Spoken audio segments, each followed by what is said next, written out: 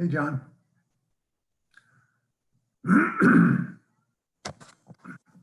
Hey, John. Oh, good. Can you hear me? I can hear you fine. Hear me okay? Perfect. Good.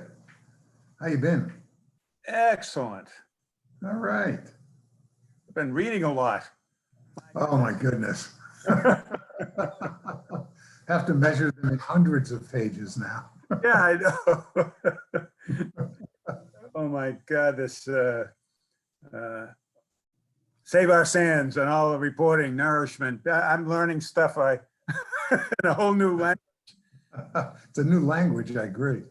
In fact, I started writing down cofferdams and turbidity curtains and buffer zones for the deployment of drag heads and crabbing. Crabbing is when the drag head bounces off the floor, right?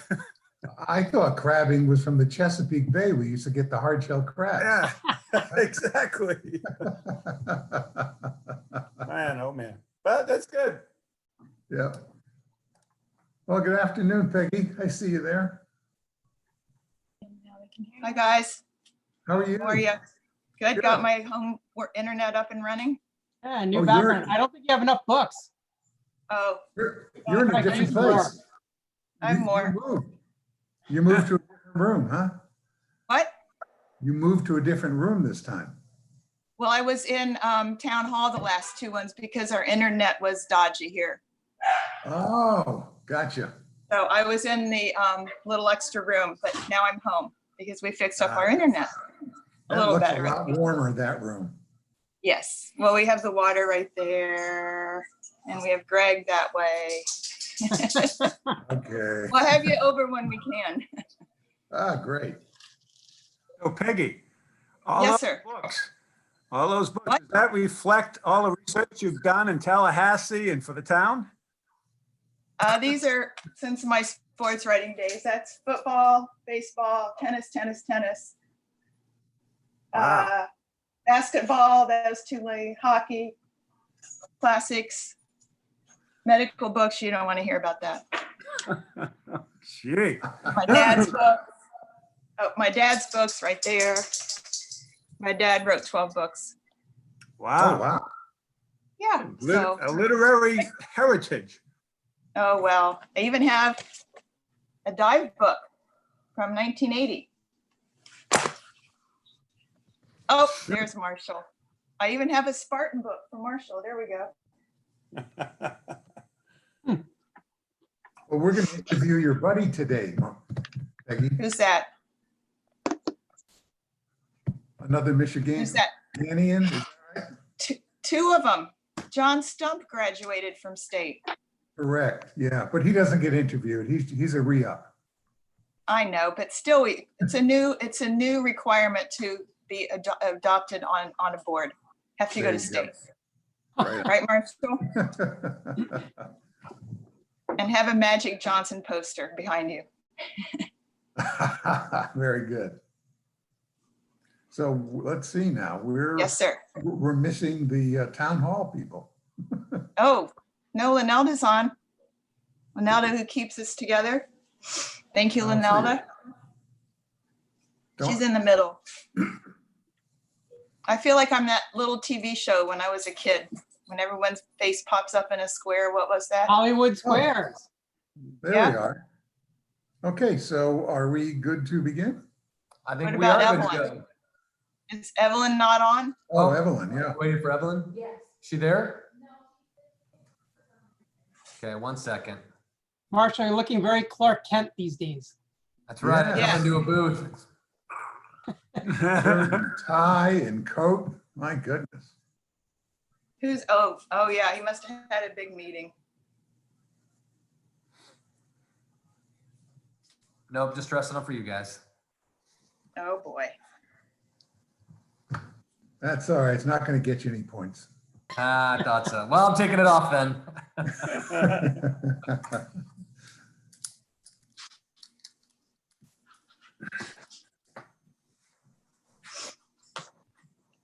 How you doing, Greg? All good. And our town attorney, Glenn. You doing good? Hello, everyone. Hey Glenn, where's your How are you? books? Where's my what? Where's your books? Oh, they're in the library. I could go over there to get them if you want. All right. Okay, I only have half a face here. Oh, there's Evelyn. Sideways. Okay, sort of.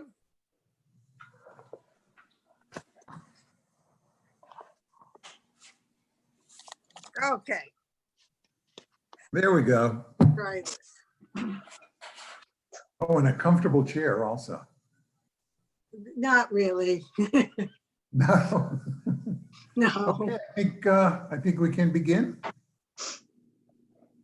Okay, at 1:33, we'll call the meeting to order. Linelda, if you'll call the roll. Linelda? You're on mute, Linelda. Okay, Commissioner Shoemaker, Here. Commissioner David, Present, Commissioner Gossett Sideman, Here. Vice Mayor Bobby, Present. Mayor Hillman, Present. Town Attorney Tercivia, Here. and Town Manager Labadie. Present. Thank you. Thank you. Move on to Pledge of Allegiance. All rise. I pledge allegiance to the flag flag, United States of America, America. And to the republic For which it stands, one one nation, nation, under God, indivisible, with liberty and justice for all. for all. Thank you.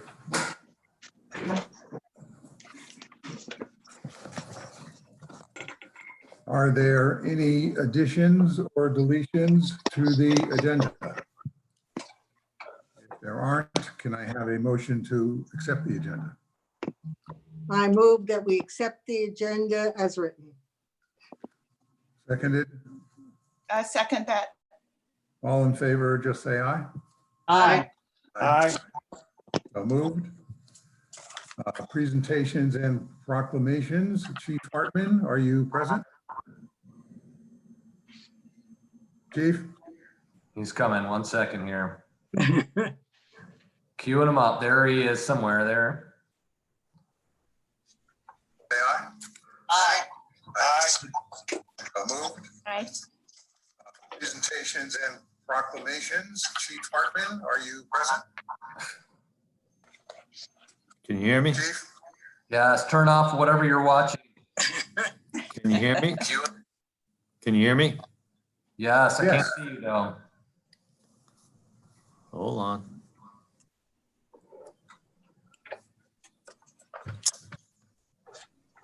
Let's see if we can close this out.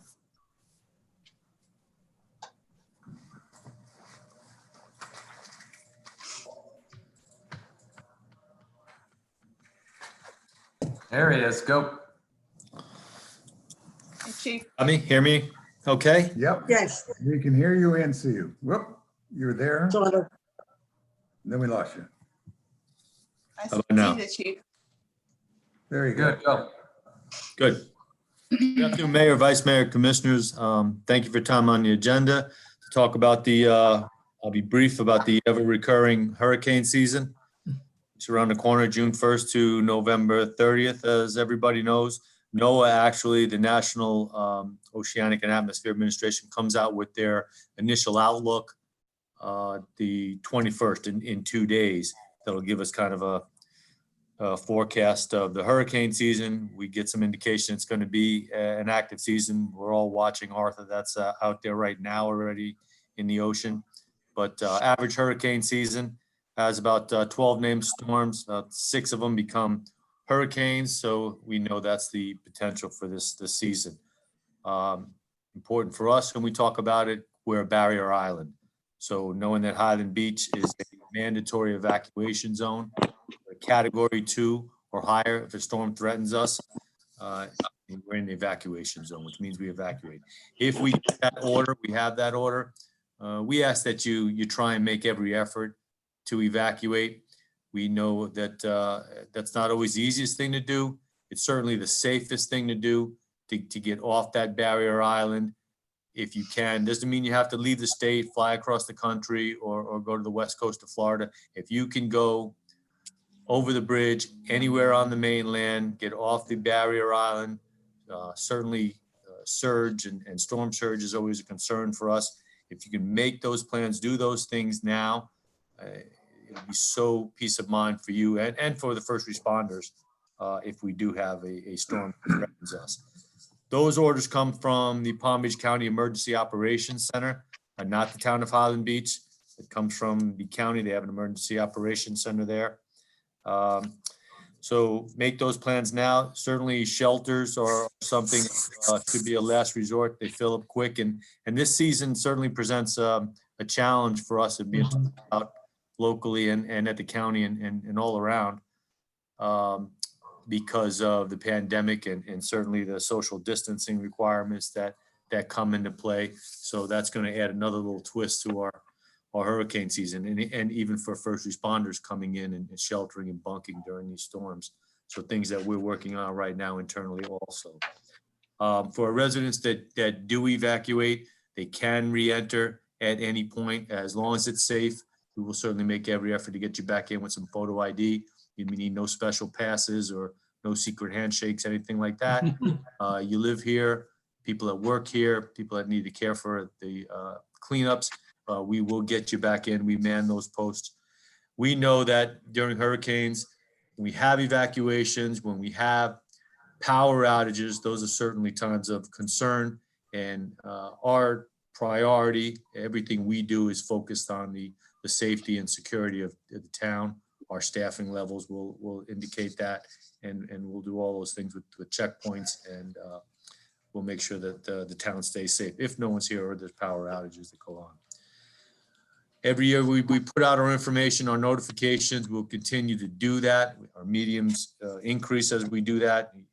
Everybody who uses the website, the email distribution, cable channels, Twitter, Facebook, all those things that we have now, whatever works for you. Please know we'll do those things until we can. We remember during Irma, we lost phone lines and we lost internet, cable channel, a lot of different things that made things a challenge. What we saw our best way of communicating was Code Red. For residents that have that, for your building managers, anybody that you want, we were able to get information out pretty accurately, pretty quickly, and that was always a big help. We heard from people that were even that don't hear during the summer that are up north that get on those Code Reds and they know what's going on locally. What we also recommend is for our residents, any of you that have the cable, the local news channels, those alerts, they do a really good job of staying on top of our weather, our emergency situations during these type of events at the local level. And they push out that information, which is about probably 9% of what we push out to you.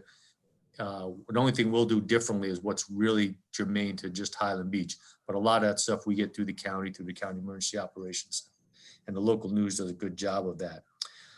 As you know, we have a comprehensive emergency management plan that we've had in place for several years now. We're very familiar with that. Our town managers come a long way from the Midwest to becoming a local expert on some of our shores and issues coastally. So we have a good team in place, a building official that works for the town now. So the staff is here and prepared to deal with these things should we have to. We'll be reaching out to some of our condo and building managers and boards next week, and I'm always encouraged and impressed when I want people at the level of interest and interest they have for their residents and our residents when I deal with them, and certainly saw that through this pandemic. So we'll be talking more about that. If we can help with any of our residents in some of the preparation, the planning, the guidance, we do that from time to time. Let's do that now while we have the time, and we can assist you, and not as a storm maybe threatening us at some point. And I'll end with this. Every hurricane season is different and it can vary. We know that drastically. The most important thing is that we emphasize now to take the time now to prepare your homes, your families, have those things in place, and always have a plan and be prepared. And so we can't beat that message up enough as we talk to people. Have a plan, be prepared, and we're here if we can help you through that process. Thank you. Anyone have any questions of Chief? Yes, I do. Chief, how do you handle legitimate renters who don't have Highland Beach addresses on their IDs? If they evacuate and then want to come back? Yeah, and good question. We've had that before. Normally they know their address, they know where they're going, their building names, those type of things. And we'll ask some of those pertinent questions. We just want to keep people that have no business in Highland Beach out of Highland Beach. We've escorted people to where they lived. We've had checkpoints before if we had some question about it, but it's never been an issue. Good question. Okay, because people have asked about that. Sure. Yep. Thank you. Chief Carr, are we any less prepared as a town than, we are today? Because of the pandemic, you mean? Well, because of the pandemic or because of resources, equipment, I have the impression that, at least in your department, we're as prepared as we've ever been. Yes, I think unfortunately we've had some little practice with some of these and some good dry runs that'll give us a good tabletop, better than a tabletop. We did that with Dorian last year. So it puts us in those positions to identify some of our needs, some of our things that we can improve on, some of the things that we did good as we look at each one of these and go through them and get ready for that. We watch a major category 5 churning off our coast like that. We put everything in place to be ready to take a direct hit. So I think we worked through some of those things. Each one makes us better, unfortunately. I think it helps us, our residents, prepare each time we go through these. The other flip side of that is, as we don't get hit time after time, people become complacent and feel like they don't have to be prepared for that. So that's a little bit of the other side of the challenge. But always great learning experiences from. We always try to improve on every hurricane season that we go through, and this year will be no different. Thank you. Anybody else? Good? Okay. Thank you, Chief. Thank you. Thank you, Chief. Thank you. Okay. Let's move on the agenda. Next is public comments. Linelda, do we have people in the waiting?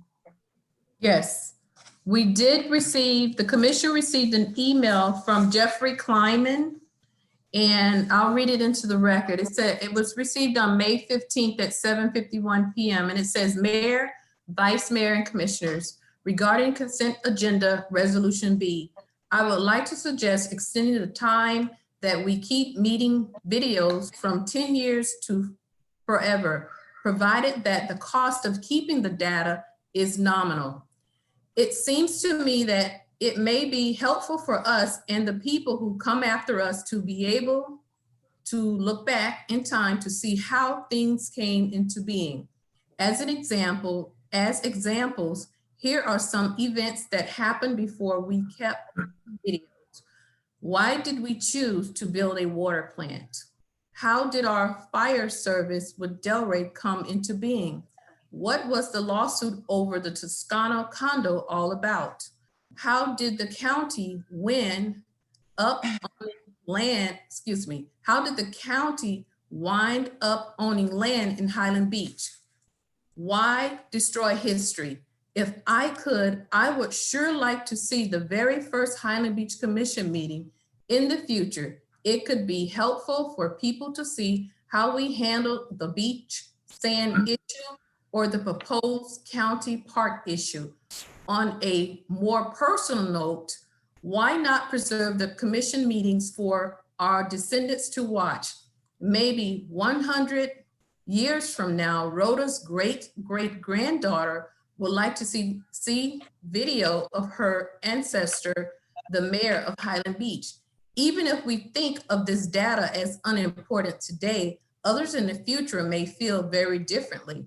The cost of storing data is continually dropping. So even if there is a moderate cost at this time, the cost will likely be far less in the years to come.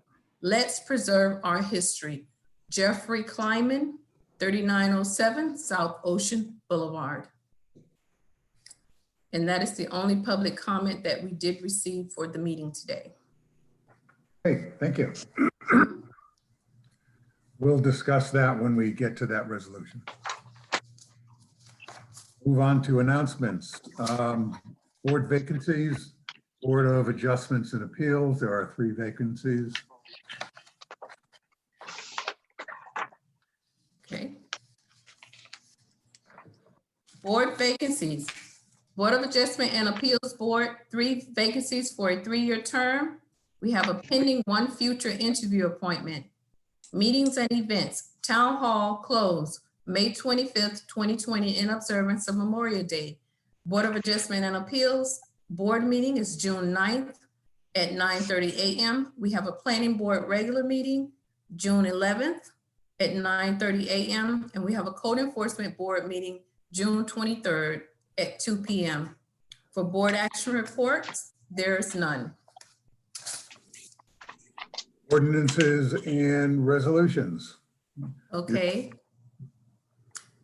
8A, ordinance number 20-003. An ordinance of the town of Highland Beach, Florida, amending the Code of Ordinances, Chapter 30, zoning code, Section 30-68, supplemental district regulations to regulate formerly developed vacant land, lots, including the use of docks and piers, providing for the repeal of all ordinances in conflict, providing for severability and codification, and providing for an effective date. Thank you. All right, this is the first reading. I'll just open it up for discussion if anybody has any comments on it. Yes, Mr. Mayor? Go right ahead. Thank you. Yes, thank you. We had discussed, last time I brought up the issue that a seawall should be included in this in terms of confirming that it's in stable structural condition in addition to remember the that, dock. yes. But I couldn't find it in this or the wording, and maybe I missed it. And I know Vice Mayor Bobby agreed with me, having also owned seawalls for a while. I just couldn't locate it. Was that included in this just to ensure its structural capabilities, especially in light of the neighboring properties which are affected if it's not in good condition? Okay, pass that over. And to the lift, pier, or dock, whatever you're concerned Yep. with too. Glenn, do you want to jump in on that? I'm Thanks. gonna jump Glenn because he's on mute. So Oh, okay. I'm gonna jump in line. Yes, what I would suggest to the commission, we do have section 6132, abatement of nuisances, injurious and dangerous conditions as it relates to seawalls. That's already on the books where if we identify that, we bring it to the code enforcement board, if there's a condition, giving them time to remedy. So before I kick it over to Glenn, we could just make reference to that section that an inspection to determine compliance with section 132, we could insert that somewhere rather than trying to put seawalls into multiple locations into the ordinance, just reference it back to section 6132. That'd be great. That sounds good. Peggy, I you did- comfortable with that?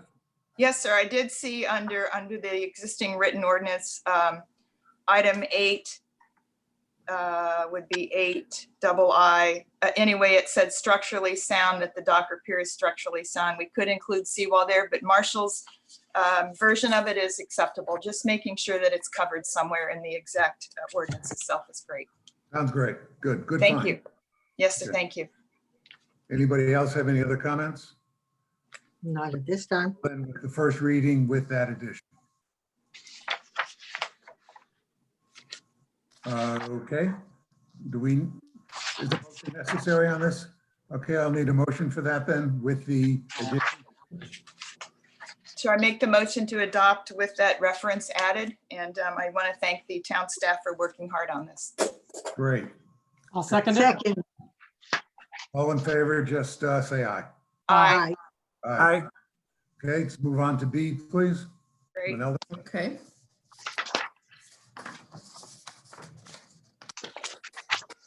Manelda? Ordinance number 20-004, an ordinance of the town of Highland Beach, Florida, amending the Code of Ordinances, Chapter 2, Administration. Article 2, Town Commission, Section 2-28, Rules of Procedures to provide flexibility in the scheduling of commission meetings, providing for the repeal of all ordinances in conflict, providing for codification and severability, and providing an effective date. Okay, I'll open that up for comments also, if anybody wants to jump in with anything. Everybody comfortable? It's a Good. first reading. Once, twice. Need a motion to accept it. I move that we accept this ordinance as written. I second it. All in favor, say aye. Aye. Done. Okay, now we're on to consent agenda. These are the two consent agendas. One is for the hiring freeze and the other is for the commission to adopt the minutes on a reduced basis. And here is where we have the note from Jeffrey Kleinman on keeping them for 100 years. Quite honestly, when I suggested, and so did Evelyn, that we keep them for 10 years, in my mind, I was just thinking we keep them on the website available for people to just click on it. I wasn't really thinking about how long we keep them forever, or it just, I was just focused on the website. My opinion is that Mr. Kleinman's suggestion is a very good one. We need to look into what the cost would be, which my guess is negligible. I think it's a great idea. I don't see any reason to destroy them. Open for discussion. Peggy, what do you think? Well, thank you. I'm a bit of an archivist myself by nature and trade. And I did rethink, especially after Mr. Kleinman's letter, but I thought that either we should keep all of the videos, or if deleting the videos after 10 years, we should therefore not reduce the level of minutes being kept in written form, because we should have one or the other, if not both. So if we do maintain the videos, for example, I tried to look up some meetings from 2004 and 5 yesterday and was navigating the website, and Lynelda assisted, but it's good to have it to click in there and see what happened in the past. So if we are going to reduce the quality, and not in nature, but in length of the written minutes, then I do think we need these videos kept. And I believe there are there not, for our IT guys, such as Commissioner Shoemaker, there are methods of retaining these that are not extremely expensive over time. There, we could even keep them within our bank vault box. No, I'm kidding. Kidding.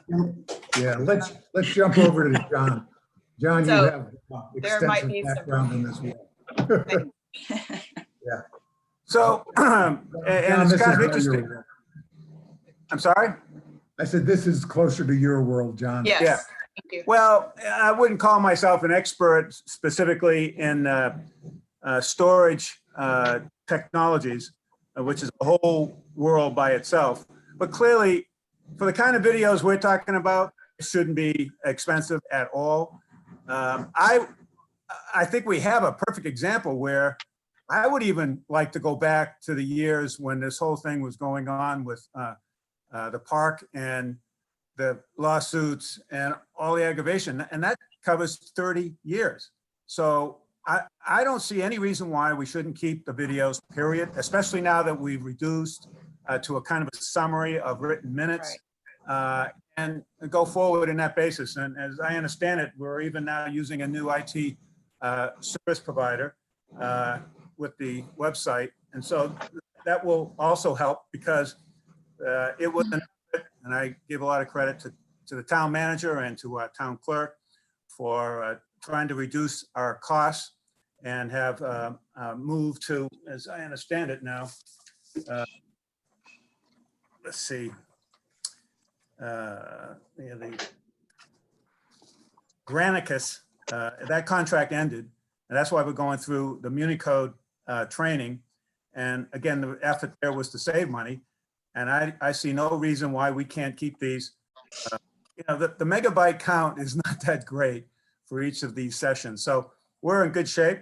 And I think that with, you know, the Node Zero and their service support, maybe they would continue to support this, or if we need to do something different. But I would like to have some discussions anyway about the website, about saving our videos with our town manager going forward. And that was my plan even before this meeting today. I have a question. Could we have some sort of an index? So if somebody wanted to look based on a topic, that they don't have to go through 40 years worth of videos to find when this topic was discussed? It's a possibility that I'll explore with the IT consultant who, again, storage is cheap. Don't worry about storage. It's readily cheap. A terabyte of storage is like $200. So, you know, we can store forever. Indexing it though, I want to run that by him and see if there's a way you to do that without having to go back in and hard code every meeting and content, and see if there's a way to tie it back through an agenda. So at least you have agenda topic search. But we could take a look at that. I mean, because without that, I don't know how much use this is going to get. I sincerely doubt people are going to watch all of these just looking for when something happened. You're absolutely right. I agree. Right. And I think that can be, I think that's a great suggestion. And I think it is greatly helped by in the minutes referring to the various subjects that were covered, then that can relate to the video. So at least you can narrow down the videos and do on a keyword so that you can come up with the right video without having to go through 20, 30 years of videos. So that absolutely is possible. It's just a little more administrative time, but certainly not a problem. We always have to keep the minutes, the written minutes. So you'll always have written minutes to say they talked about it on this date. And then if you had to go to that video, at least you're not totally searching in the dark for something. You can always have the hard minutes to search first, which you can query and then reference back to the meeting. Exactly. You can match it. We'll look into it and I'll give you some more updates on how that'll look and feel and go from there. Shouldn't be an issue. Mark, here, Yeah. Marshall, do you I mind? think comment? I think what Linelda is gonna tell you is gonna correct that a little bit. I spoke with Mark this morning. YouTube is cloud-based and we can keep minutes. And he can put them in a category by year. So that is something that, I'm not going to store on YouTube, so we'll tell you how we're going to do it. We've went through that. YouTube is not going to be our option. We're not going to depend on a secondary vendor. We're going to hard save that on our servers. We may put it on YouTube as well, but no matter, we're going to have it on the server storage. Okay. Very good. Yes, I highly recommend that. Yeah. Okay. I think we're all in agreement. I didn't hear from Greg. Greg, you okay with this? 100%, I agree with everything you said. Okay, good. Leave the videos longer and we can index with the minutes and the agendas. All right, so we're all in agreement on that. With that adjustment on time, let's just do an all in a favor on this one. I need a motion and then we'll move forward on both of them. I motion that we preserve our videos and with the minutes in a format that can be easily accessed over time, unlimited. And approving the resolution for for adopting the hiring freeze. We'll do them both at once. And for adopting the hiring freeze. Okay, all in favor? Aye, Aye. Aye. Aye. done. Thank you, Jen. By the way, go back a little and I'll second that.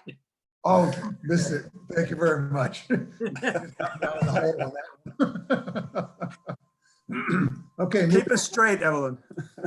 okay, well, that's teamwork. Unfinished business, there is none. New business, we have the advisory board interviews. These are board applications. They are both for the Financial Advisory Board. The first is John Stump, which is a reappointment. So there is no interview required. We just have to approve it. I guess all we have to do is go around, excuse me, the five of us and approve John Stump's reappointment. I guess we do it one at a time. So we'll start with Greg. Greg, do you, John Stump's reappointment? Yeah, I defer to the chair, David Stern, and David endorsed them. So who would I be to go against that? So yes, I agree. Okay, John? So I also looked through the material, bio and his record, and I see no reason not to continue it. So unless somebody has, something either negative or of additional consideration, I would definitely approve it. Okay, Peggy? Mr. Stump is a very well qualified fella and has served us well, and I like to see him coming back too. Thank you. Okay. Evelyn? He's okay with the chairman, then he's okay with me. He has to work with him and he's worked with him in the past, so I'm fine with it. Okay, as am I, so he's 5 for 5. So Mr. Stump is approved for a reappointment. If we could, can you make a motion to that effect and fix the term? We have 2 terms that are available, one to April 30th, 2022, and then there's another term of April 30th, 2023. So whoever makes the motion, just to fix a term to that appointment, please. Okay, we approve Mr. Stump to 2022 because he's already served a year, and then we'll do Riani to 2023. Okay, So, motion to approve Mr. Stump to 2022. Second, I move that we approve Mr. Stump until April 30th, 2022. I'll second that. Okay, all in favor, say aye. Aye. Aye. So done.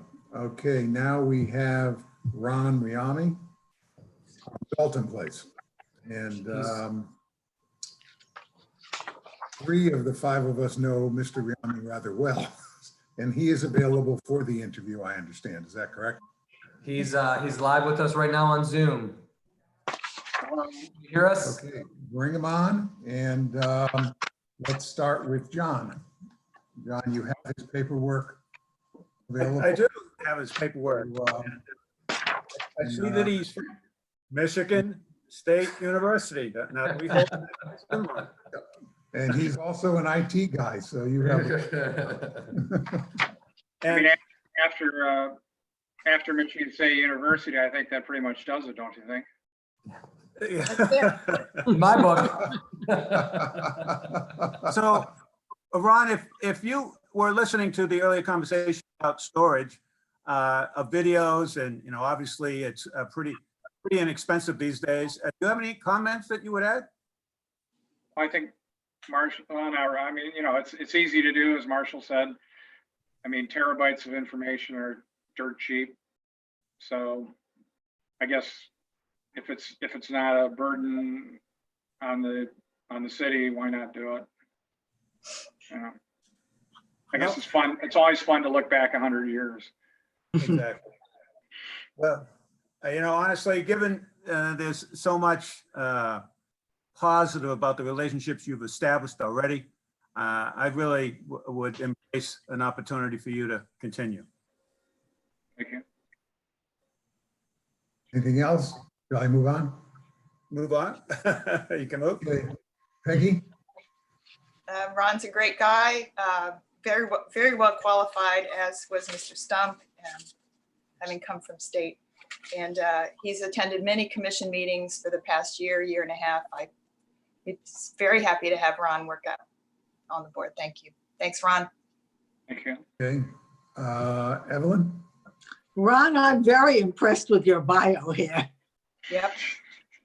I didn't know all of this. In any event, Ron is terrific and I would like to see him appointed. Thank you. Greg? No questions. Thank you very much for your application. Thank you. I guess it's my turn.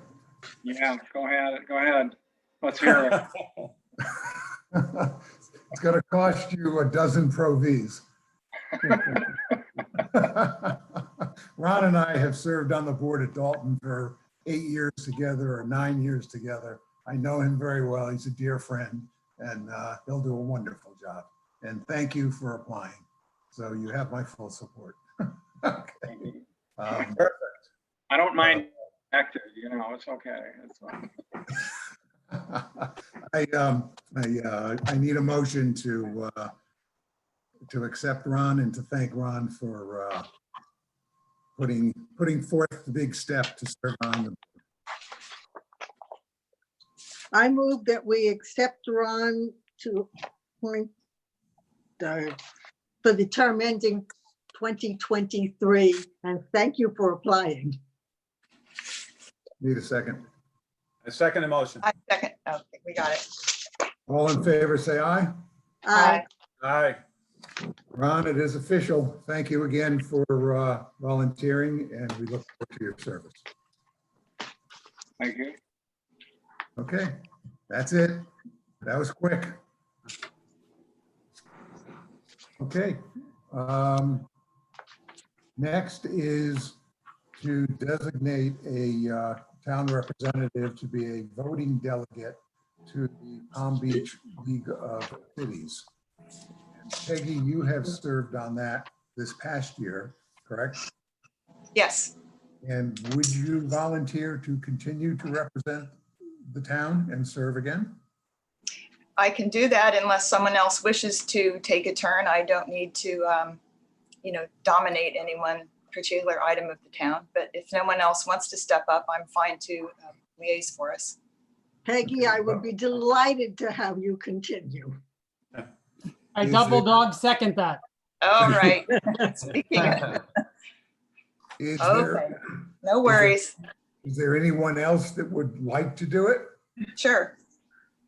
You got it, Peg. Thank you very much. Okay, We very much. I'll appreciate manage. you.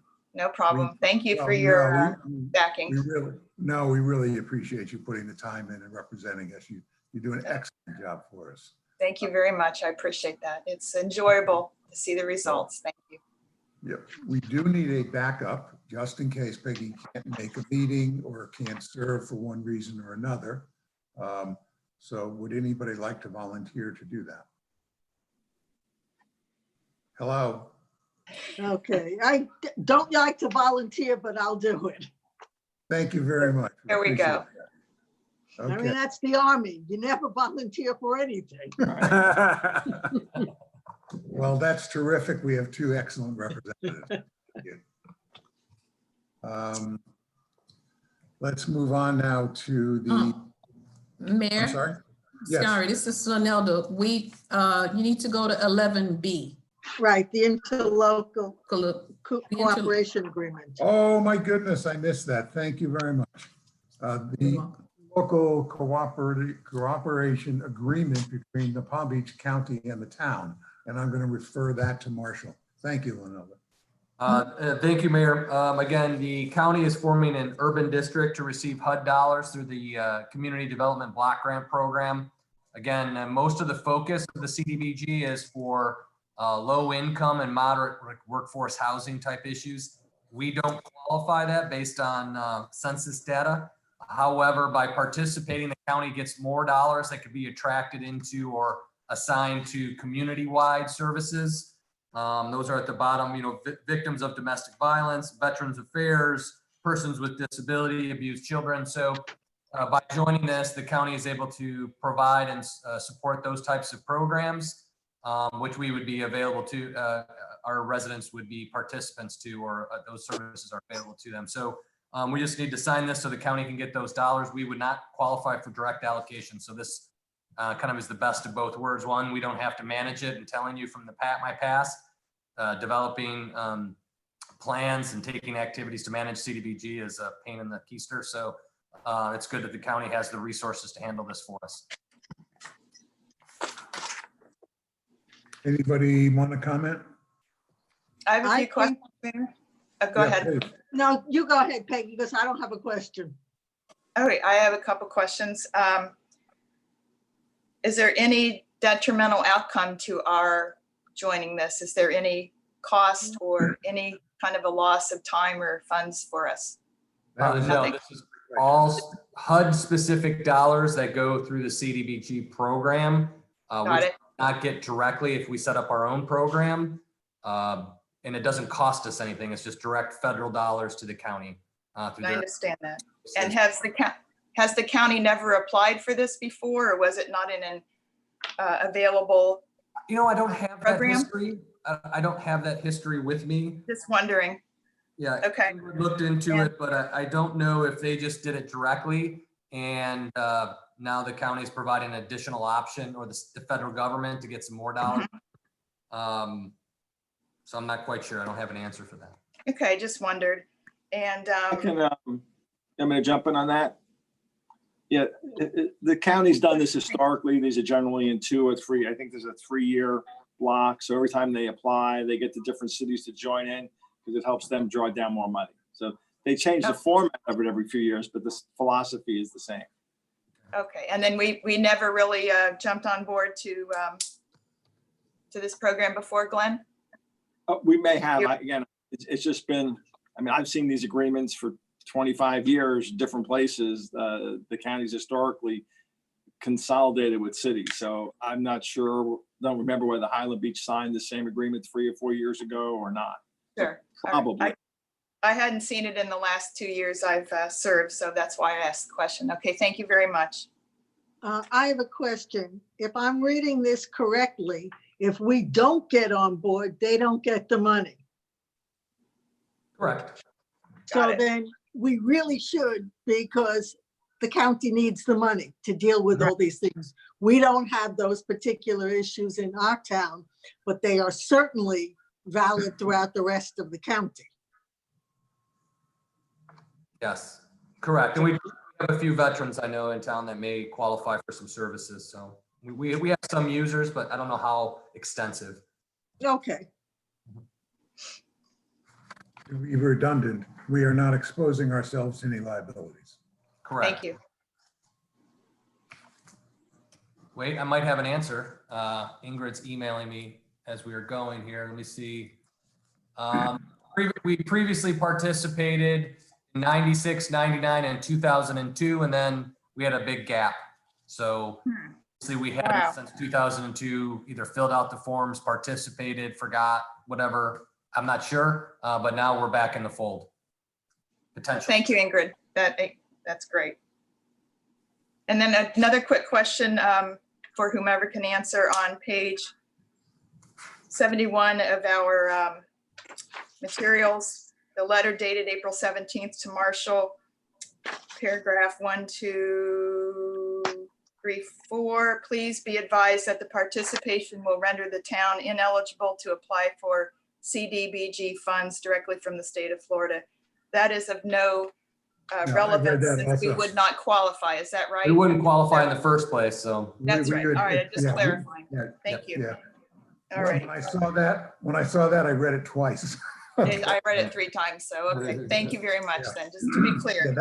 it's not in our purview to begin with. Yes, I understand. All righty, thank you. Okay, anybody else? I think we're good to go on that then. Yep, I agree. Okay. Marshall, do you need anything else on that? Just a motion to approve, and then we will prep for your signature, sir. Okay, need a motion? I That move makes a we approve the interlocal cooperation agreement between Palm Beach County and the town of Highland Beach. I second that motion. There you go. Okay, all in favor? Aye, Aye. good. Okay, Thank we you. are now on to the beach renourishment research that was done by Glenn's firm. So I'll turn it over to you, Glenn. Okay. Well, thank you. I think you've hopefully had an opportunity to review the memo that Carolyn primarily prepared. I mentioned, Carolyn's got a long history in this area, having served in the past as the general counsel for the South Florida Water Management District and currently representing a number of organizations like the Indian River Lagoon Initiative. And I think what we tried to set forth is just the overview of this area of the law, dealing with these borrow pits and the whole concept that the state looks at things in a regional manner and they go through a process, and both Delray and Boca, as you see from the backup material, have gone through a process to submit this application and ultimately get approved by DEP to utilize this sand that's off of the Highland Beach coast to replenish each of their beaches. Boca's was the most recent renewal. It was a major modification of an earlier permit, and it was done back in January of 2019. We provided some information about the time period to challenge these kind of programs. There's generally a pretty short window under the administrative code, 14 days to challenge and 30 days to file something in court. There's no requirement that specific individuals or towns get noticed unless you request it. We have requested through Marshall in the last week. So in the future, town of Highland Beach will receive notice of any such project. There was, at least for Delray, they provided us with the proof that Delray, they had the publication in the paper and then through the administrative journal. It appears that Boca did the same thing. We haven't received the proof of that yet, but I'd be surprised if it wasn't, since DEP is representing that did occur. So we just really, the purpose was to give you an overview if you decide that something you want to pursue any further. And I'll just try to answer any questions without reiterating, the long memo and all the backup material. Okay, I have some questions. Can we challenge this based on the fact that Boca kind of took over Highland Beach on their plans, and it made it look like Highland Beach was in fact Boca North as opposed to Highland Beach? That's one. Two, if we can show through an expert that by their taking this sand, they are harming our beaches, do we get to make that complaint? And if we make a complaint, what are our chances of success? And what's the approximate cost? I mean, are we talking $1 million in legal fees? Or are we talking $10,000 in legal fees? It makes a difference. Right.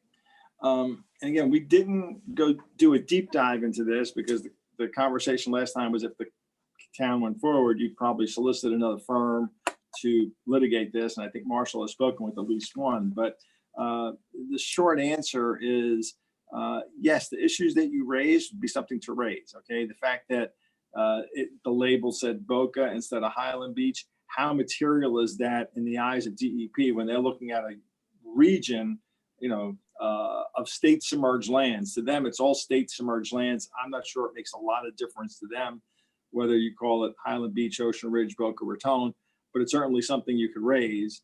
Yeah, you could call it a material. Right, you could call it a misrepresentation. Right. And again, at the DEP level, when they deal in latitude and longitude, I'm not so sure that they're going to consider it material, but it's certainly a basis. The most difficult challenge, in the law, there's these things called statute of limitations. I know Evelyn's familiar with them, and it's generally a period of time you have to file a lawsuit. Well, in this case, something equivalent to a statute of limitations is when they go through this process, they generally provide a relatively short window, 14 days, 30 days, for people to file a challenge. And that opportunity to file a challenge on a facial look at it expired over a year ago. Sure. Since they took the action in January of last year, they published it. Anybody that was interested in the world that wanted to assert a challenge should have done it, quite a while ago. Right. So that if I'm on the other side, that's the first offense. Anybody's gonna jump out and say, no matter how good your arguments are, you're a day late and $1 short. If you somehow get over that hurdle, then of course you're going to raised every issue that you can, that it harmed our beach to benefit their beach. Theoretically, and I'm playing devil's advocate now, the state may look at it and say, well, we're looking at holistically the whole coastline of Florida, and in the big scheme of things, Highland Beach, you benefit because there's a project in Palm Beach that the sand drifts south, and Boca benefits Broward because the sand drifts south. I don't know that. But I could see those kind of arguments. To the question of what would this cost, like any litigation, depending on how deep you wanted to get into this, if you're looking for a full blown out, challenge and appeal, trying to file the lawsuit and, facing all those challenges, do you simply begin with filing something and seeing if you get knocked out on that procedural ground that you're too late? But if you're not knocked out on that procedural ground that you're too late, then you've got to be ready with all of your ammunition to fight the case, which I imagine is going to entail hiring engineers, maybe environmental experts, and obviously a law firm. I don't see how you do this kind of a case unless you lose it very quickly out of the box for anything under $100,000. So you're I talking. agree. I think it's probably more than that, depending on the nature of your experts. Now, Exactly. that being said, I did read all these agreements, and they have all kinds of monitoring responsibilities, and they have all kinds of responsibilities to file reports. Are we entitled to request copies of those reports and, Yes. and perhaps challenge them if we can show that they falsified them? Because quite frankly, I wouldn't put it past anybody to falsify them. That Right. they're going to say, sure, we did it, but how do we know they actually did it? Yes.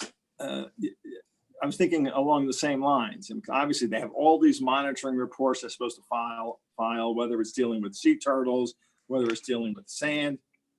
So you can always have one start by making public records requests to get copies of all those documents and having someone then review those documents to see, does there appear to be some material misrepresentation that Boca or Delray, I think we're really focused more on Boca right now because that seems to be the more active permit, have they made over this past year since they've been granted the permit and since they've been replenishing. That's probably less expensive because now you're in more of a fact gathering stage, get the information, do a preliminary review, see if something jumps out and says, wait a minute, this is wrong. This sea turtle should be at this level and it's really at this level, and that's a problem. So something like that might be worth looking into. Again, I mean, they theoretically- have to do turbidity tests, which means if they're stirring up garbage that's going to wind up in the water right off our beaches, that's an issue. If what they're doing causes our beaches to flow out to sea, that's another issue. And I mean, quite frankly, I don't know, but it's something I think that we need to look into. If it's not doing any damage whatsoever, our chances of success are very slim, I would think. I would agree. And you would like to think, at least I would like to think, that DEP is doing their job and monitoring these reports and making sure that they're accurate and making sure they're not showing those negative impacts. But frankly, we have no way of knowing that. We have no way of knowing what level of review DEP is doing. Again, you could make the public records request to get copies of all the reports, to get copies of DEP's analysis, review, approval, disapproval of these reports. That would be relatively inexpensive to do. To get the reports, but people have to understand that there is a cost in time to review these reports. Just getting them in your hand doesn't do anything. You need somebody who knows what they're looking at to actually go over the reports and say, well, gee, this makes sense or this doesn't make sense. And I challenge this or that or the other thing. And none of us are experts in this. So we would have to hire outside experts. Yes, you would. Seems to me as though the first step is we should get this Dr. Jenkins in here from Coastal Management at our next meeting. Have a discussion with him so we can learn more. Probably we should make the public records request anyways from the DEP. Doesn't cost us anything to get all those reports. See what Jenkins has to say. That'll give us more knowledge. And then we can determine what our next steps are. We should also talk about how much you want to spend. Put a budget together. Then I map think, out a I plan. agree.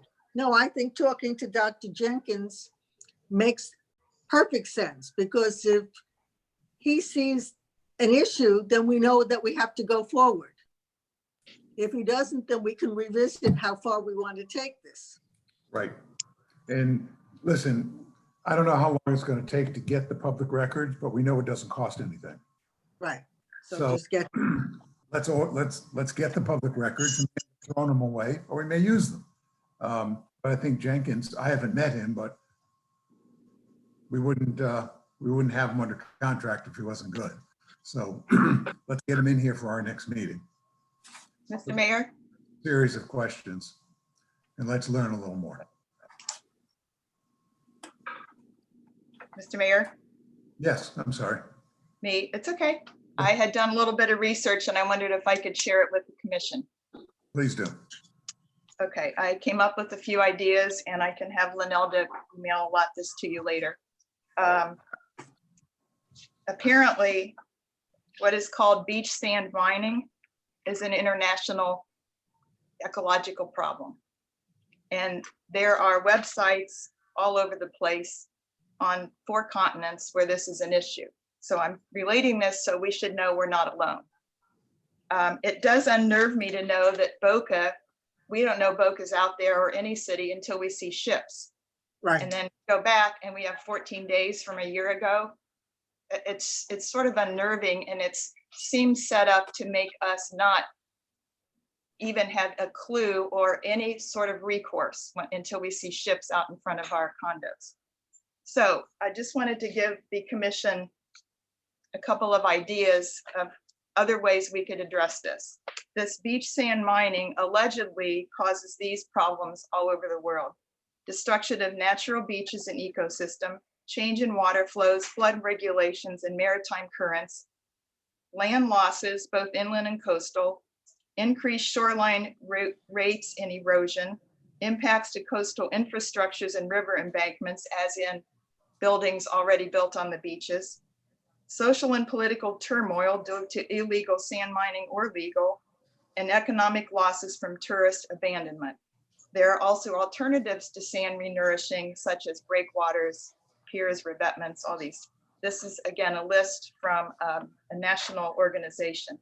Boca Raton has a Save Our Sand organization of residents, which wants to protect our beaches and ocean means to control coastal development, including controlling beach renourishment projects. Let's focus. Siesta Key on the West Coast filed a federal lawsuit against the Army Corps of Engineers due to big pass dredging proposals, which I provided some of this to Marshall last week.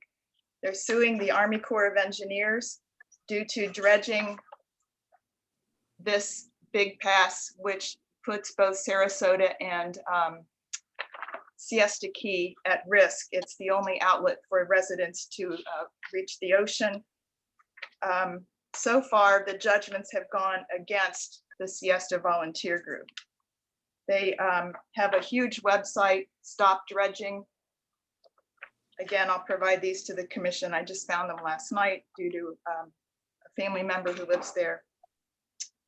Let's work together to achieve responsible, long-lasting answers to statewide current issues such as dredging and project issues. Another one from the West Coast, Stop the Corps, as an Army Corps. And it's not just Florida. This is happening in California, Oceanside, California, Los Angeles Times story, and in these locations all over the world. The reason I'm saying this is there's data and there are possibly this lawsuit in the West Coast that we could reference If they've lost 2 judgments already, possibly that should be considered. It's hard, it's a big organization. The Los Angeles Times story, just to give you an idea, is from 2001, and this all started due to the federal government allotting $62 million for sand renourishment projects nationwide, 65% of which would be paid by the federal government, the remainder by local and state. This is a big issue. It's not just our little Highland Beach. So I'll make this available to everyone. I also heard through a contact of mine at FIU from Ralph Clark, who is a senior DEP engineer, oceanographer engineer. And he's saying that the state waters extend 3 miles out and then federal waters pick up. And so the state does own the water until you reach the federal waters 3 miles out, not 7, which is the international starting point. So I'll send this to the commission also. And then lastly, I spoke to a colleague, a friend of mine through tennis, who's a commissioner at Boca, Monica Mayotte. And she is, before she became a council member, she headed up and still works on the Citizens Climate Lobby. She's very instrumental in climate change, ecological controlling of the environment. And she works with the Citizens Climate Lobby, I'm reading off her bio, and the Climate Reality Project, and has lobbied in Washington, DC for the climate leadership. She had no idea they're dredging sand to renourish the beaches. I can't say no idea, but she's not fully up to speed on this. And this kind of a project is handled not by their council, but by a different portion of their town, which is the Parks and Rec beaches. And it's falls under the council, but they're semi-autonomous. And she suggested that our commission come to one of their commission meetings and bring this up and discuss it with them and raise the issues so we could educate their commission or their council. So I thought this was a good idea. And also, if, say, the legal means aren't looking so great, perhaps we could embody and encourage our citizens to perhaps form a committee. And then let our Board of Natural Resources look into it. We do have an attorney on that board. Maybe he's got some ideas. So those are just things that came to mind for me that I could share with you all, and that Glenn could weigh in on, and Marshall. So that's it for me. I think this is a bigger issue, and we're a small person, a little pond in the whole issue. But I do think we need to look at a big, broader picture. The fact that there's the ships and we needed to object to them a year before. It's just, I find that amazing, but that's how the funding is set up. Lastly, if Glenn was not able to get, because they claim at DEP that they have provided the public notices for Boca's dredging, I wonder if they also have to provide a public notice for each time it was altered or modified, particularly for what they called the minor modification that actually was a major modification that put them into our waters offshore. If Glenn, you could answer, if we would have had to have a public notice for each time they modified their plans. I just wonder. Right, they had submitted this as a minor modification. It right. got converted to a major modification, I presume by DEP, because I realized this was more than a minor modification. Right, it doubled their sizes from 3 to 6, right. Right. And again, they're generally going to be publishing this in that Florida Administrative Review, which we all read religiously, I know. Right. Thank you. And then sometimes you get the notice in the paper as well. So, I'm not sure if you're going to call it a minor or a major, but anytime there's any more significant modification, there's going to be some publication notice. And again, going forward, the town will receive notice itself. Sure. Before that, they're just doing that general notice to the world, the part of the paper that we all skip over right away. Right. And that's Except you. even me. I skip over that part of the paper too some days. But would they need a public notice for each change of plans? I doubt it. Again, if it's truly minor, I doubt it. But if it gets to the point where they're going through this whole process, where they issued this 20-page report with all the requirements turbidity, turtles, certainly something of that scope, they're gonna have to do notice. Okay, I'm just wondering if perhaps that would give us a hitch, something we could latch onto if they in fact didn't renotice after the first one for each change order, especially for that last one, which was major. I think that goes to the comments that both Commissioner David and the mayor made, is that, Yes, we do the public records request and we see what's happened since then. Because again, this is okay, only a year and a half old. So that I don't imagine there's a ton of public records between the time they issued the permit to now, how much work's been done. There might be 50 pages or 100 pages, but I don't think it's going to be thousands of pages. It's not like you're going back 20 years and looking for all the documents. At least what I'm understanding is you want to look at what's happened since it's been issued. Have they been filing the reports, as Commissioner David said? Have they been Right. filing the turbidity reports, the turtle reports, and are they in compliance? right. And the question also, Glenn, if I could ask, or I should say Attorney Trosivia, but what is the point of having 20 years in the past and 28 years in the future, 48 years of beach renourishment? Aren't we looking at every time they renourish, the sand at one point washes away? And therefore, what's the point? Of course it does. You don't have to ask him. Right, so Yeah. Did you get So the what- picture? we're removing all of our, we're removing all of the stage beach compatible sand. And at some point, this will be depleted, but not only for the town of Highland Beach, but for Boca. Where are we gonna haul it in from Orlando? That's what they're doing on other beaches. So what's the Boca- point if it's washed away? The Boca sand is already washing away. Right, okay, and Del Rey. So No, what are see we the gonna do picture when that- it's all gone? Do you see the picture Jeffrey just sent us? Yes, I just saw it. It was, they can show it to the public if that's acceptable off my town phone. I'll pull it up.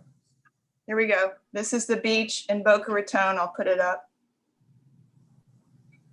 From yesterday or today, where the sand they hauled out of the ocean in the last year is now washed away already. Just saying, we're all, It's we should be in this Wait. together. All of our It's a coastal waste. towns should be looking at an answer. Yeah, it's an That's awful, how I see it. okay. All right, I think that's something else we should point out to the Boca Commission, that they're spending a lot of money Right, to do this, and it's just being washed away within exactly. 2 months. Right, But exactly. before we do go in front of them, we need to have facts and Yeah. not just go out there and say, gee, our residents don't like these barges off our coast. Right, I There agree. has to be something more than that. All right. I'm not sure how much Boca is actually spending on this. I think most of it, if not all of it, is federal. Well, we should find out, because maybe we do our beaches too, if it's all federal. Yeah, I try to get it when you're private. It's a Well, lot of it but you state know, also. You But don't no know public until you access. ask. The Oh, worst I'm that can with you. happen is they say no, but if you Ah. don't ask, for sure it's a no. I'm totally with you.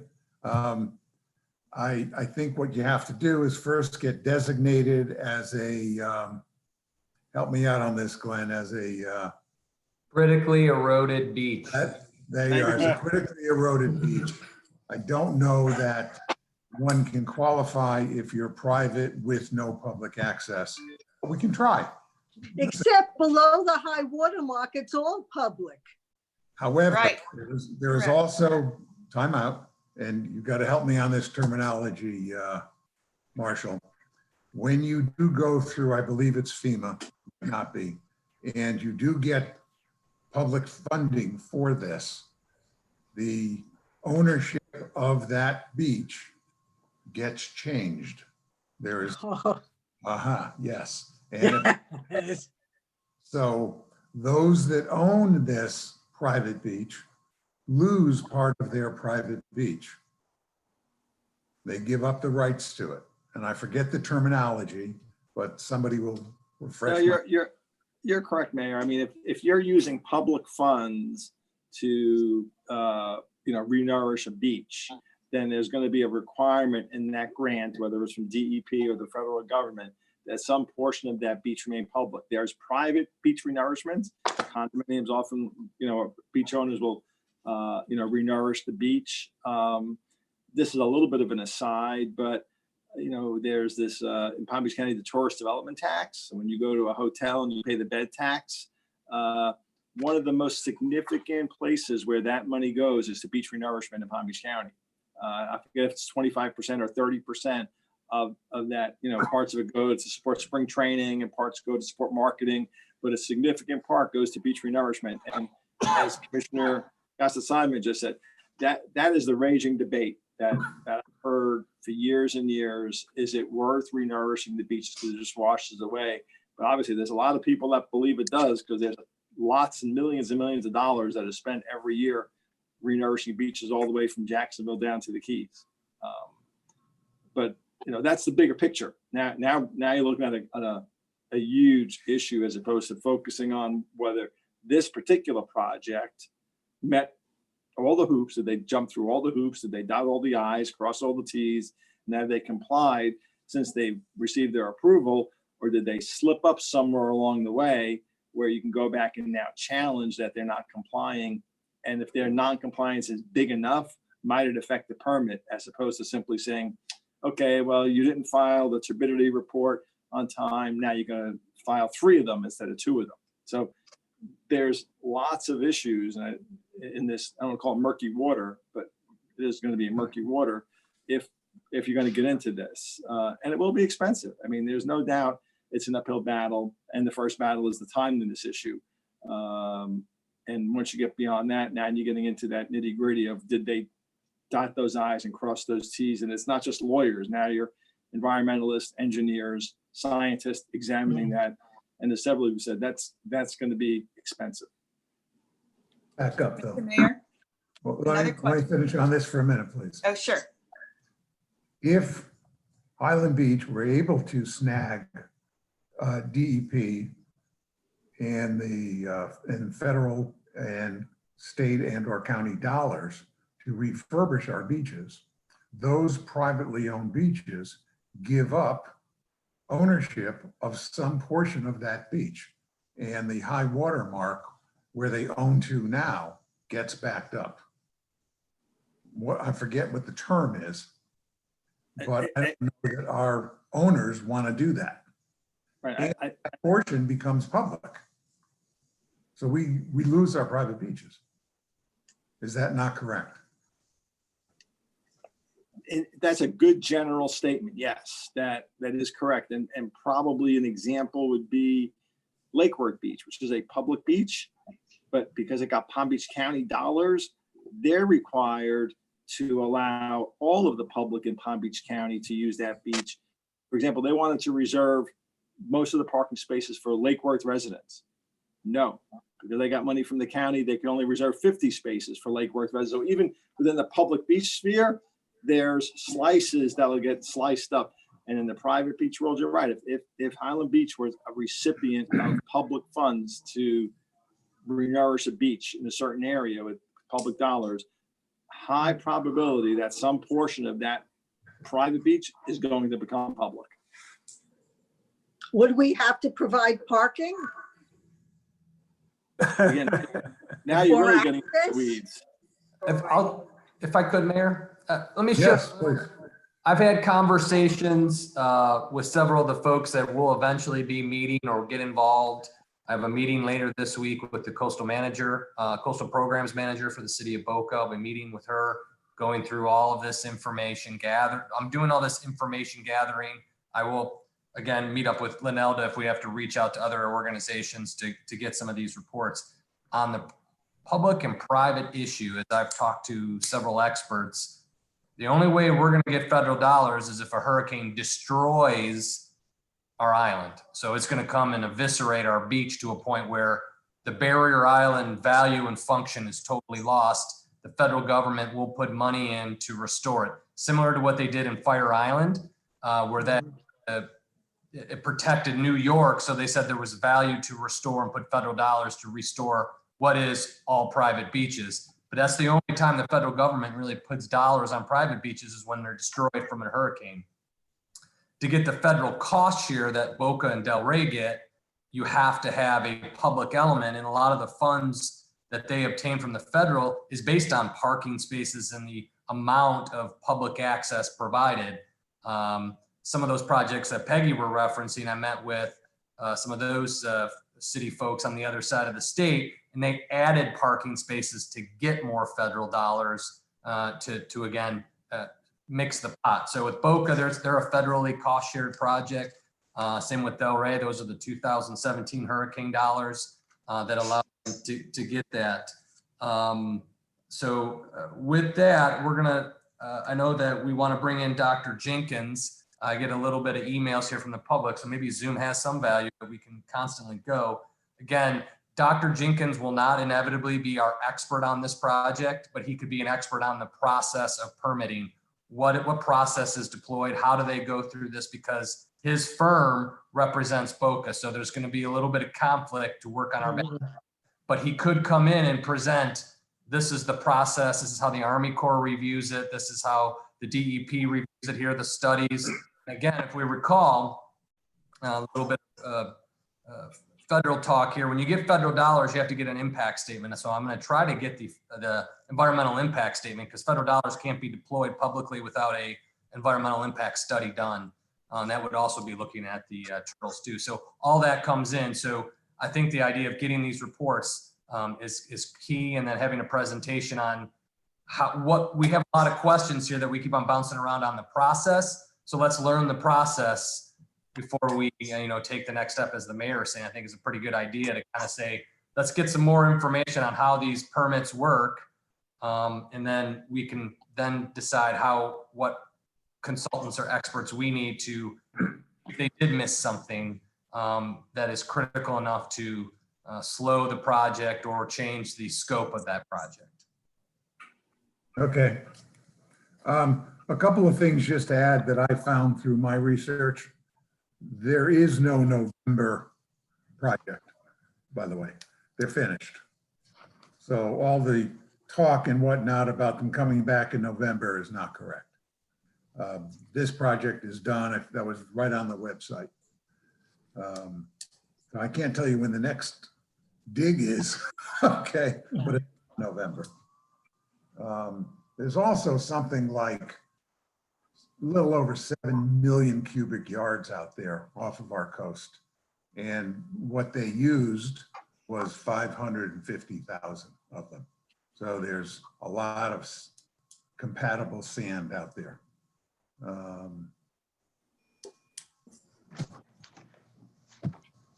Okay, anything else on this before we move on?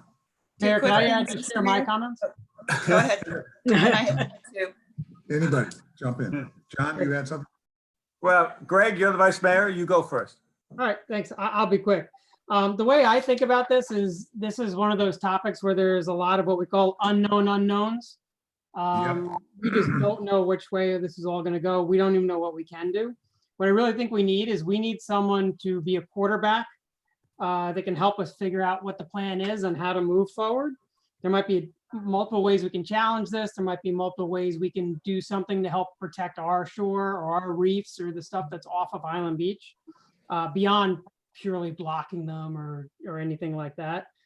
To me, the most direct route to finding those answers is an environmental attorney. I think we should definitely, as you said, pull these records and meet with Jenkins and all of that stuff. But an environmental attorney is gonna be the type of individual that can give us a game plan and say, look, you can try this, this, and this, and it's got a 5% probability of working. Don't bother. You can try these two other things, and you got a 30% probability. So spend your dollars or your effort there. I'd rather gather information.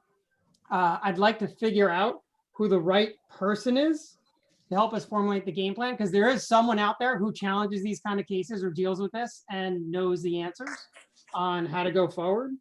So I think we've got to find that person. So for me, this is kind of a 3-tiered approach that I would personally take, which is gather public docs, meet with Jenkins in the next meeting. Why not gather information? And we should be interviewing environmental attorneys, because it doesn't cost us to interview people, particularly people with some pull in Tallahassee. Let's find out. Every time you meet with an attorney and you're interviewing them for a job, a lot of times they will give you little nuggets of this is the way I would handle it. We might learn a lot on that. And then we can decide from there, is there a path forward or not? You had mentioned a fellow that is in Boca, not an attorney, he's an engineer. We met him at the library. He made a presentation. and I Gordon think- Thompson, Pardon? Gordon Thompson, the engineer. He might be somebody to contact for networking to find that attorney. Yes. I spoke to him afterwards. He was very good, Yes. Was very good. knowledgeable. Yeah, he presented at the library on May 15th, 2019. It didn't take you Thank you, long to Greg. find that. Good job, Greg. I don't need no stinking indexing. Oh, good. I put him in my contacts because he was so useful.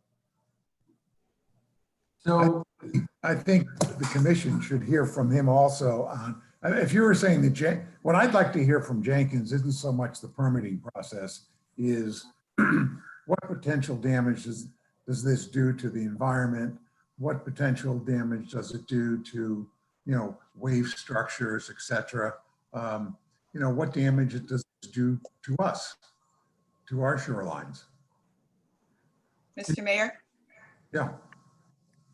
three short things. One is the attorney in Sarasota is Jane West, who was hired by this group. Perhaps she could be contacted in the group. I'll which provide group? all this to Marshall. Hired by secondly- which group were hired? You said by the, Sonesta Sarasota group. She's filed Gotcha. several lawsuits.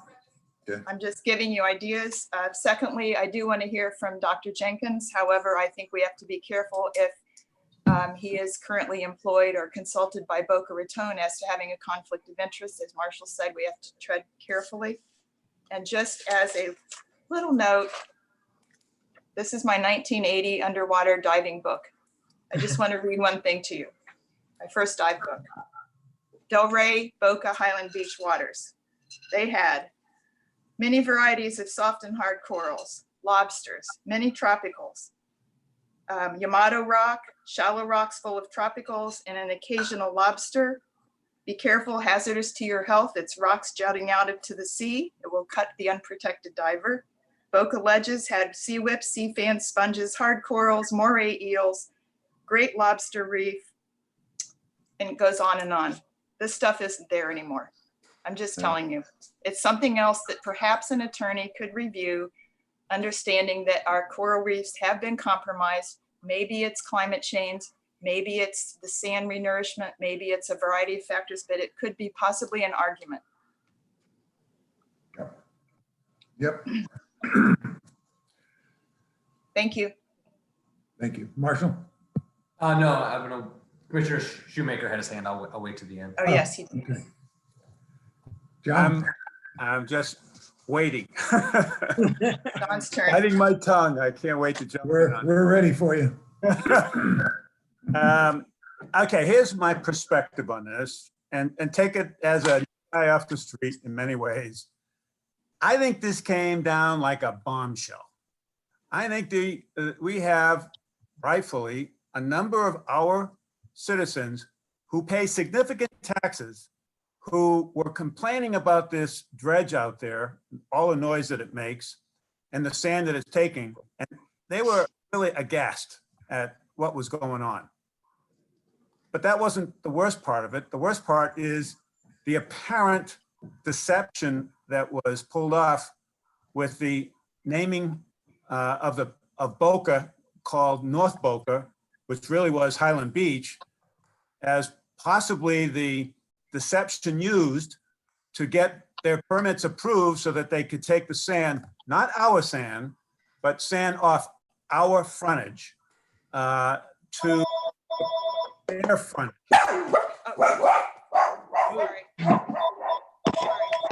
Okay. I said it was a bombshell. It set off the dogs, the phones, you. Sorry. You That's set the them new all dachshund. Let's focus So, on, I think we have a number of residents that are really upset. This is not something we should treat lightly by any means, and I'm not saying you are, but we're now entering the sand zone where this is going to be a sand trap for us if we don't move, I think, in a positive way to show results. I think the fact that, again, it seems like we didn't notice, and we kind of found out from our citizenry again about the maps and the problem. Now,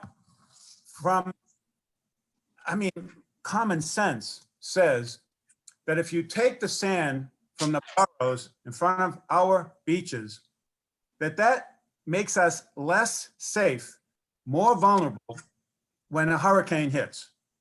And in fact, the consequences of taking that sand lessens our ability to be protected naturally by the sand in the borough, as well as the worst case scenario, which is what town manager mentioned earlier on, which is a breach.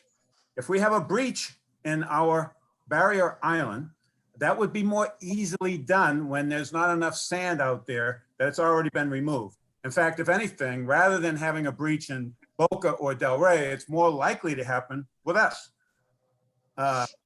So those are, to me, consequences for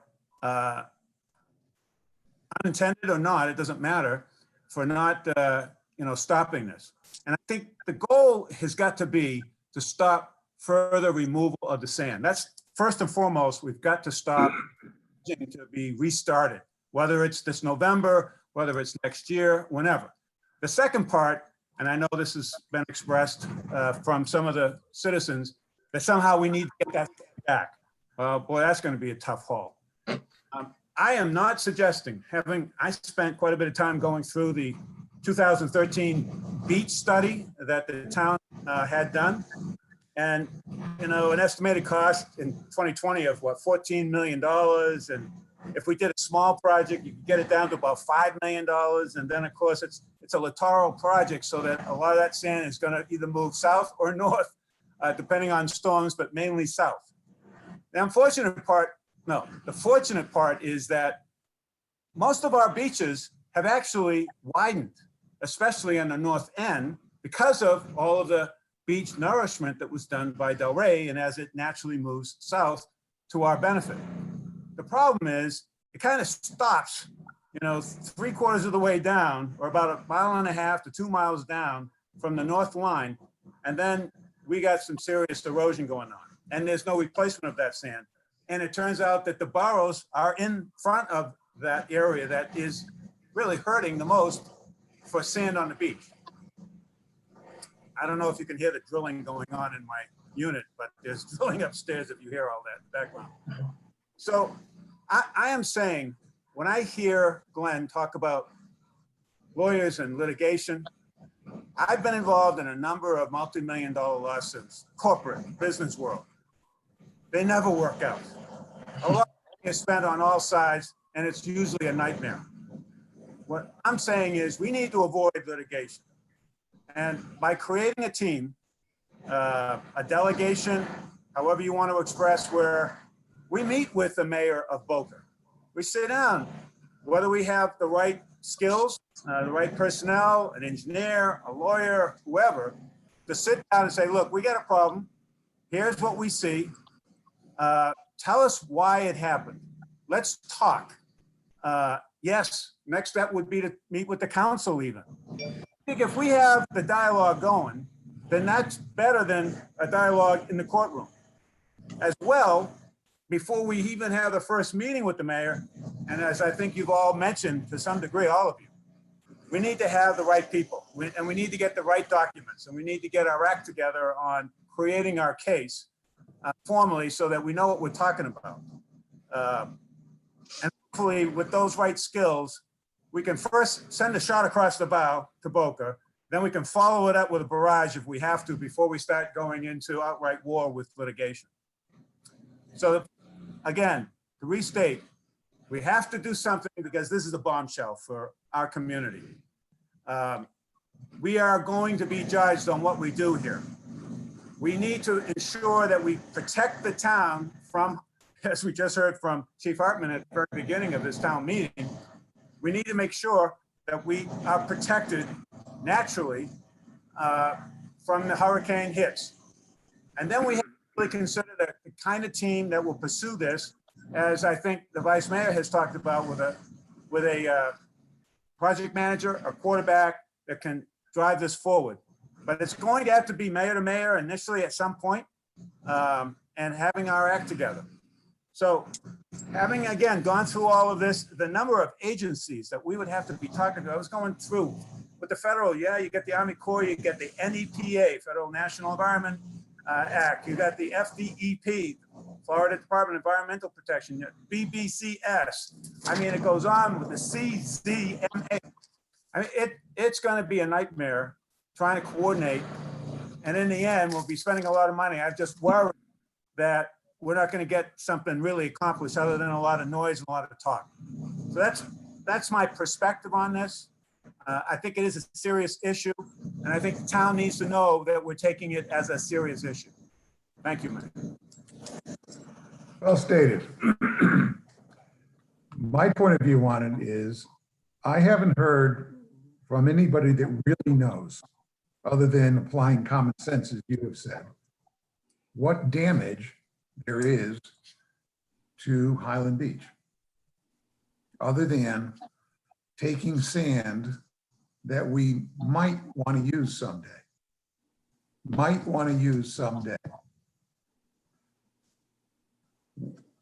I'd like to hear from some expert that understands all this to tell us what our damage is. How are we damaged by this? I don't know that if more of that sand is removed, or even the sand that was removed, damages us. I don't like the fact that they got a permit by putting Boca Raton over the Seagate condo. That was terribly deceitful. I certainly don't think it was some oversight, but I don't know. But I need to hear from people that know more about this than we do, that tells me that our beaches are going to erode more because this was removed, or there's a better chance of a breach during a hurricane because this was removed. I don't like the fact that it was removed, that it's right off of our shore. I don't like the fact that a big ship was out there making a lot of noise, having lights on at night. But I don't know that we are at all affected environmentally from it, or that there's, I'm being redundant, damage to our town, until I hear from people that really understand all this. I'm sorry, I'm not taking an opposing point of view, but I'm just taking a business person's point of view. I need to understand this more. We have to find out that there is damage, and to what degree, and how do you remediate that? Sitting down with the mayor of Boca, as opposed to filing an endless lawsuit that is going to cost significant amount of money. Absolutely, I'm totally with you, John. Everything I can to stay out of court. It ends up ending badly for both parties and costing a lot of money. But I need to learn a lot more about this so that when I do sit down with him, I'm educated and I have a good pitch. So I think the idea of adding to our quote attack list here on the problem of starting to interview attorneys is a great idea, so that when we are ready to make a decision, we have all the information and we can move forward. But we got a lot to learn here yet. I mean, we're just starting in uncharted waters, if you will. Fortunately, they're not moving on this in November. I don't know if they're out to you know, out 2 years, 3 years, 4 years. I don't know how many years they're out before they're starting the next one, but I think Marshall will find out because we got a bunch of meetings lined up. So we'll know what the time frame is. That doesn't mean we put this off. I mean, we got to charge ahead here. And timing is of the essence, but it's not around the corner. But We got to walk before we run. We got a lot to learn. That's my point of view. Mr. Mayor, Yes. I think our biggest key issue is a lot of this sand, beach compatible sand, was removed without a Category 4 or 5 hurricane hitting this part of the South Florida. And therefore, if one did hit, what does Delray, Boca, and Highland Beach do? I think that is our position we can stand on. We as a town have never impacted that sand because we have never removed it. But if we were to need it and it's all gone, I think that might give us a legal basis. Again, we need an expert. Yeah, absolutely. You're very, very, very good point. I'm not suggesting that we would opt to spend $14 million today. No. But my goodness, if a Cat 5 hit us, we would have no choice but to do something. And we would have no sand. Yep. The other thing I think we have to consider, should we find out that yes, in fact, we have been damaged, and if more of this goes, we would be damaged further, then sure, we want to take action here. But we have to determine how much we can spend to protect privately owned beaches. We're spending taxpayer residents' money on beaches that they don't own. Right. So I don't have an answer to that, and I'm going to have to look to our attorney on that. And I don't know that there's even precedence on this. So that's a question we're going to have to get answered if we get to that point. And my guess is it's definitely north of 100 grand. Oh. But we'll learn. I think we also need to check. I remember when Sandy, which didn't hit here, but our beaches lost a tremendous amount of sand when Sandy came through. I mean, even down in Fort Lauderdale, it washed out their seawall up on A1A. And I do know that some of the private homes along Highland Beach had to renourish their beaches because they were washed out. So maybe we could do some inquiries and find out exactly what we did lose at that point. And Yeah. that wasn't a hurricane that hit here. Yeah, I know. I have lots of pictures for you if you'd like. What was that? I said I have lots of pictures for you if you like. I led the beach renourishment for Ocean Place Estates, the 11 homes, Great, 4401 South Ocean Boulevard. I hired the contractor. I did all of that. great. Maybe Greg can share that with us. How many cubic yards of sand did you bring in? Whew, I can get that answer for you. I actually have it in a spreadsheet. I got to go find it. So I It'd can just be find out. interesting to know and what the cost was. And, you know, like how many linear feet you had to renourish. Yep, the linear, I have all of that. Great, great. Yeah, I mean, this is an ongoing issue. It's going to be with us forever. I mean, the good news is we live at the beach. Bad news is we live at the beach. Mr. Mayor? Yes, please. As I understand it, Greg, the Ocean Estates saw the flatbeds and they were hauling in more big, huge bags of sand because at least two of the homes, you know, has washed out to the point it's just a few feet from the foundation. Were you part of that as well, or? I didn't quite understand your question, but let me answer it with a bunch of additional details. When Sandy came by, it ripped, it took about 20 feet of sand dunes. Now, it was never close to anyone's foundation because that whole community has a seawall. And everything that's built in the community, pools, homes, everything is all behind the seawall, not in front of the seawall. So what Sandy took didn't get to the seawall. It took about half the sand in between where it started and where the seawall ended, or where the seawall was. So it removed half of the area of the sand dune.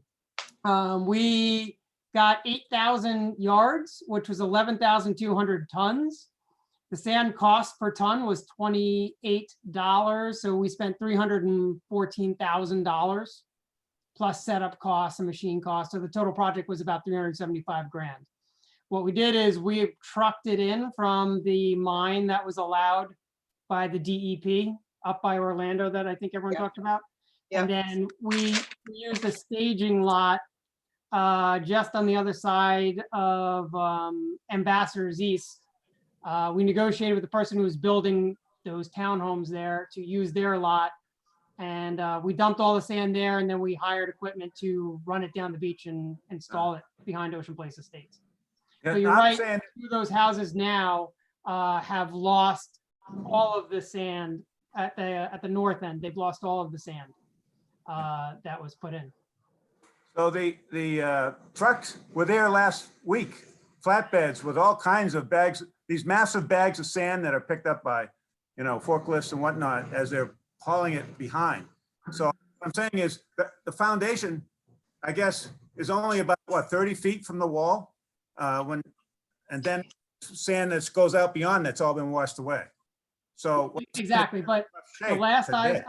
I saw is the sand dune, there's still sand dunes in front of the wall on the seaward side of the wall, not the landward side of the Yeah, wall. okay. So, I'll go over there today. I haven't been to the beach in obviously like 6 weeks, but whatever it has been now, but I was gonna go over there today and take a peek anyway, so I can take a look and see what you're looking at. I never thought, Mr. Mayor, that we would consider, dredging and putting sand in front of our beach, spending all of that money. And that therefore also introduced this whole issue of giving up property rights and all that. I don't think anybody's asking for that. I think the real goal here is just, don't take the sand that's already there, and if it was taken, put it back and leave us alone. You're a good neighbor, Well- leave us alone. I don't know about putting it back, but we got to stop it. I'm Yeah, totally, that's for sure. That's for sure. and because of what Peggy just said, I mean, God forbid we get hit with a Cat 5, we lose the beaches, we need that sand. I think that's the bottom line. Yep. So Absolutely. I'm all in on that, for sure. Okay, does that summarise it? Anybody have anything else before we move on? Okay. Marshall? I have a quick Marshall? question. We were gonna say Dr. Jenkins, but it seems like people really like what Mr. Gordon Thompson had to say, and he's not related to the city of Boca. Should I move in that direction? If that- I would prefer that if everybody else is comfortable. Sure. Oh, That would be great. No Yes. conflict then. Thank you. Yeah. Yeah, okay. Okay, good. Okay, we are now finished with that portion, and let's go to, we're now into commission reports, so we'll just run down. John, do you have anything you'd like to discuss? Okay, well, question, I guess, for the town manager. We've all been talking about the beach side, but we also have some erosion going on the intracoastal side. Now, when a property is going to install riprap, I assume, do we have to have legal notice or formal notice, written notice Yep. to the neighbors, north and south? Yes. We do All here right. for our projects, yes. Or anybody in town has to have notice. So a notice would go to you in the case of town property and as well as the manager for the other properties. Okay, I just wanted to clarify that. Also for the town manager, I think the website looks great. I don't know how many of you go through it and whatnot. I've been going in and out of it. I think it does look good. Couple suggestions that I think everybody would agree with, I hope. You know how you have kind of hints, COVID-19 and pedestrians, and you have a display of how the pedestrians should keep their distance and all that sort of stuff. It's kind of a nice animated cartoonish thing, which is cool. But I noticed there isn't one for bicyclists. And actually, I see bicyclists as the real problem, not necessarily the pedestrians. Although the pedestrians, you may want to add something about, they're walking in as I've been corrected, the bicycle lanes, but in the shoulders that interferes with the bicyclists as they're coming down the road. So just as a suggestion there, a quick link to the videos is something I'll follow up with you and the IT manager there with Mark Rutledge and with Teresa. I think there's maybe some things we can do to make it easier for our citizens and being able to access videos and agendas and so forth. It's a little more, you know, I guess, intimidating when they see the green sign that says Unicode and you're going to leave the site and all that sort of thing. So just as a suggestion, I'll talk to you about it. As far as we covered it because we covered the beaches, and I am going to look at, you know, see what I can help in the way of the IT services that can make us more effective in how we present our information, save the information, and distribute information. And that's all I have. Okay, thank you. Let's move on to Evelyn. No report this time. Okay. Peggy? Yes, thank you. I'm all for moving forward on the beaches. I appreciate everyone's help, and I'll provide all this data later today to Lynelda to send out. And I had an interesting request from a couple of residents. Not sure what to do with it, but they had high school or college graduates who have no capability of any formal graduation. Again, this is from our part of town who, which is a family part of town. Not everyone is, you know, retired or elderly, and they are requesting a type of perhaps town acknowledgement for them. Other towns have done so for their graduates, and I don't know, I know of a handful, none of them are my offspring, but I just wanted to throw that out. Is that something that we as a commission or town would be interested in doing, providing any kind of acknowledgement for middle school, high school, college, grad school graduations who have no other references to be acknowledged? What a nice thought. Could certainly do something on the website. Yeah, I'm not sure what you all think. It's just, I know Yeah, there's a couple on A1A because they have placards out front, graduation, you know, John Doe, whatever the kid's name is. There's several in my community. There's some south on the side streets. So just an idea. I'm sure there's many more we don't know of, personally know of. So I don't know how to proceed on that, Mayor. The challenge is finding out who they are. Sure, I understand. You know, we could certainly put a nice banner up. But we gotta get the names. I agree. Yeah, I mean, Way to do that? graduated, they had no email? graduation, they had no parties. No, Yeah. I loaned out old caps and gowns to certain people so they could stage a graduation photo for their kids. Really, Greg, I have some available if you need them. Luckily, I saved them. So if you'd like to throw that out, I don't know how to proceed on that myself, other than loaning gowns. I think, you know, a banner at town hall with their names would be great, as well as, you know, kind of a honor roll on the website that we could create. Oh, Those that's a good idea. Yeah, but how do we simple get things.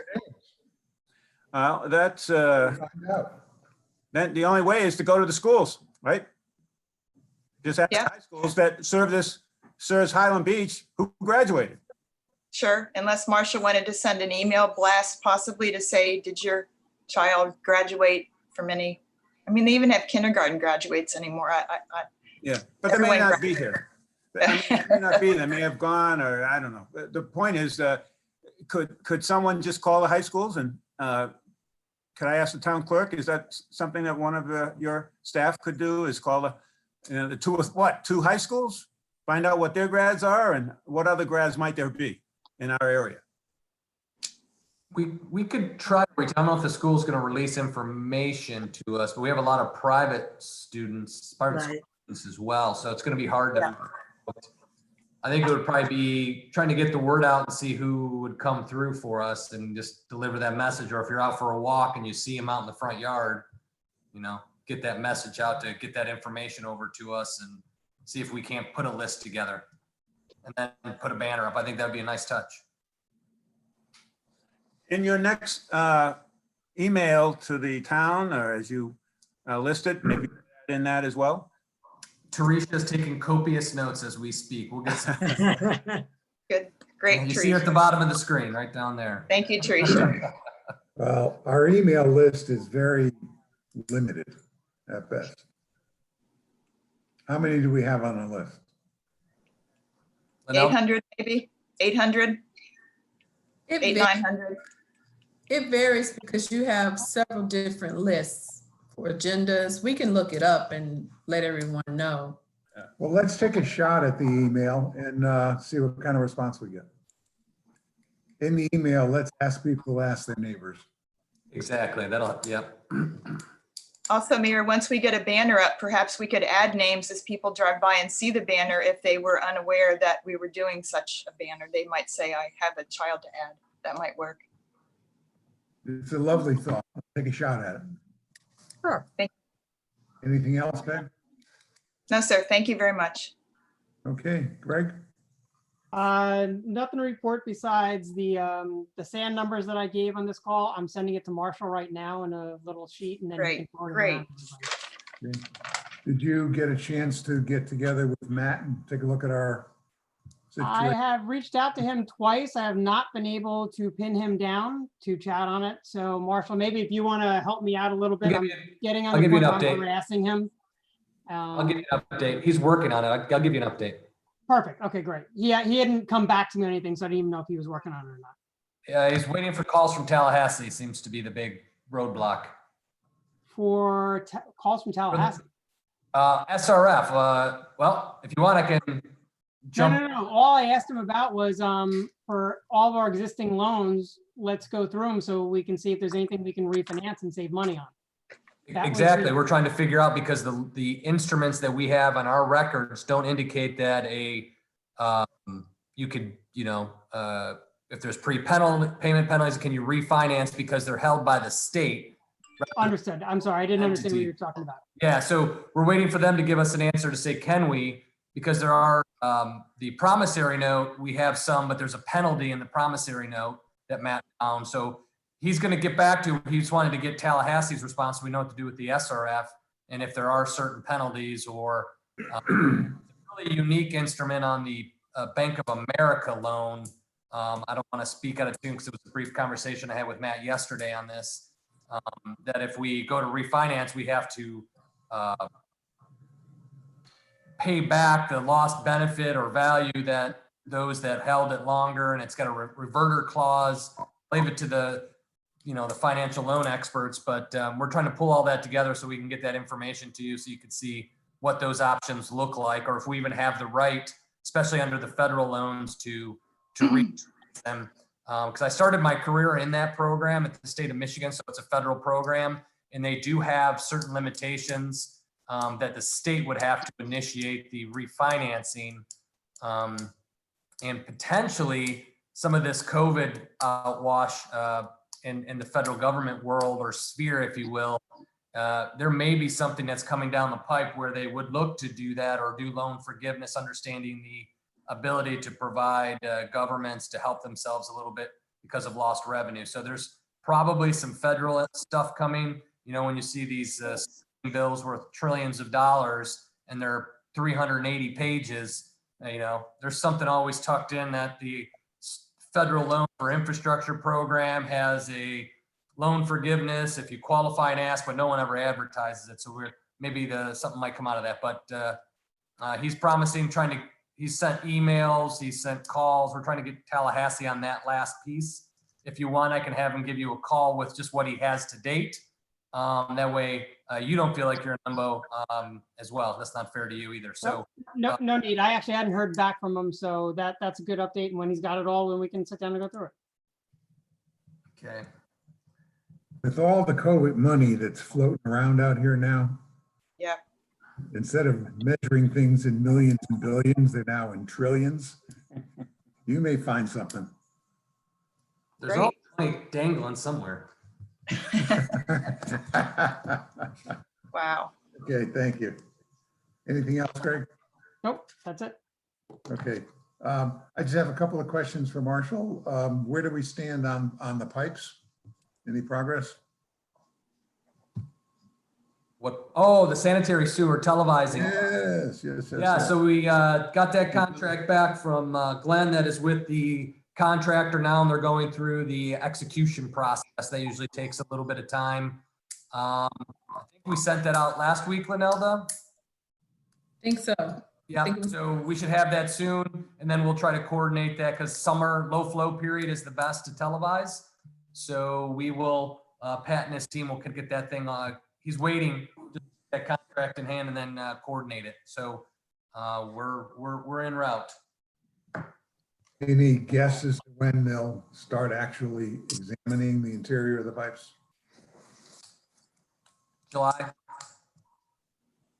I'd like to have something, Pat and I would like to have something before we close out the budget to know if we have any burning issues out there that need immediate, need to be addressed immediately. If they're in pipes, Yeah.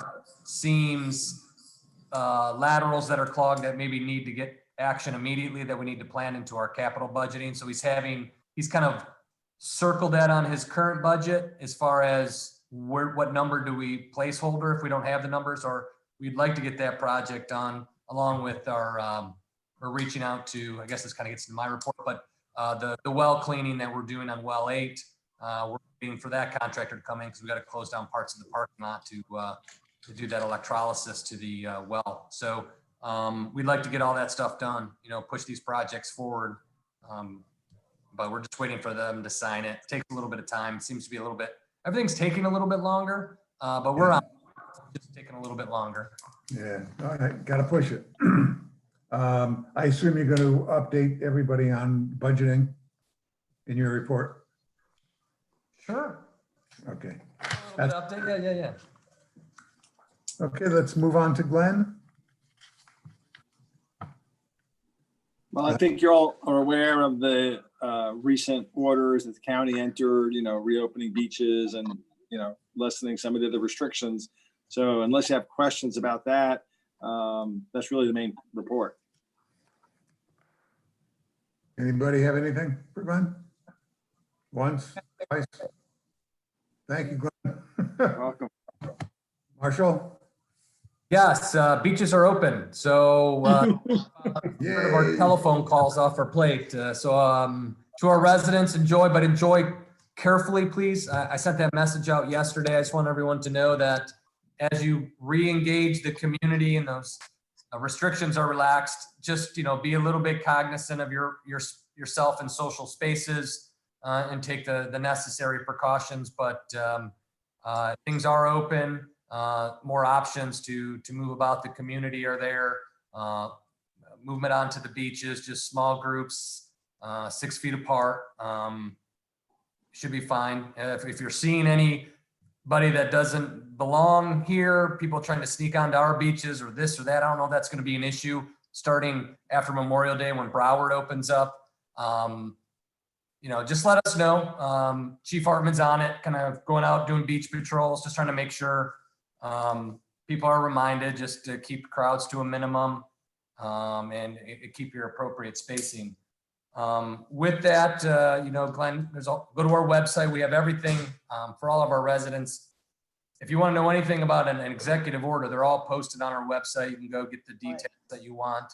And we're not quite sure what phase 2 should entail outside of, bars and more access and movie theaters, but we'll see what the governor does, and if we're watching numbers a little bit at this point in time to see that we don't get a secondary spike in the data. So also you may have heard some articles out there that Palm Beach County is surfacing as a hot spot.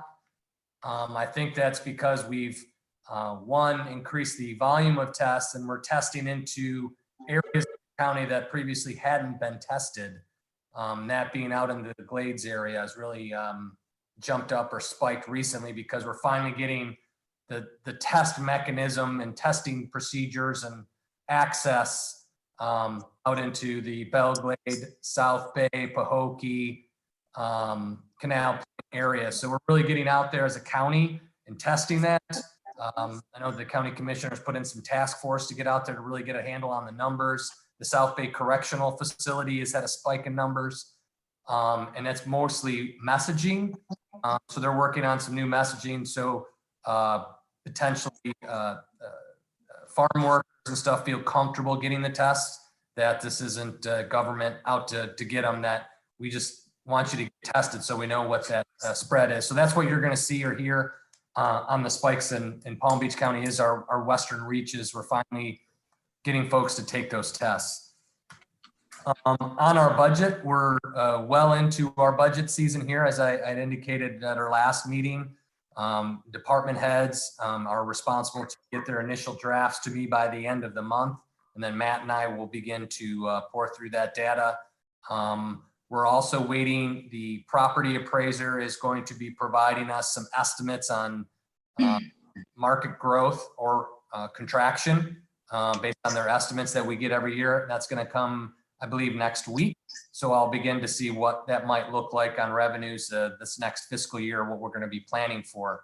Understanding that, we are anticipating, as we've discussed in the past, there's going to be some loss of revenue.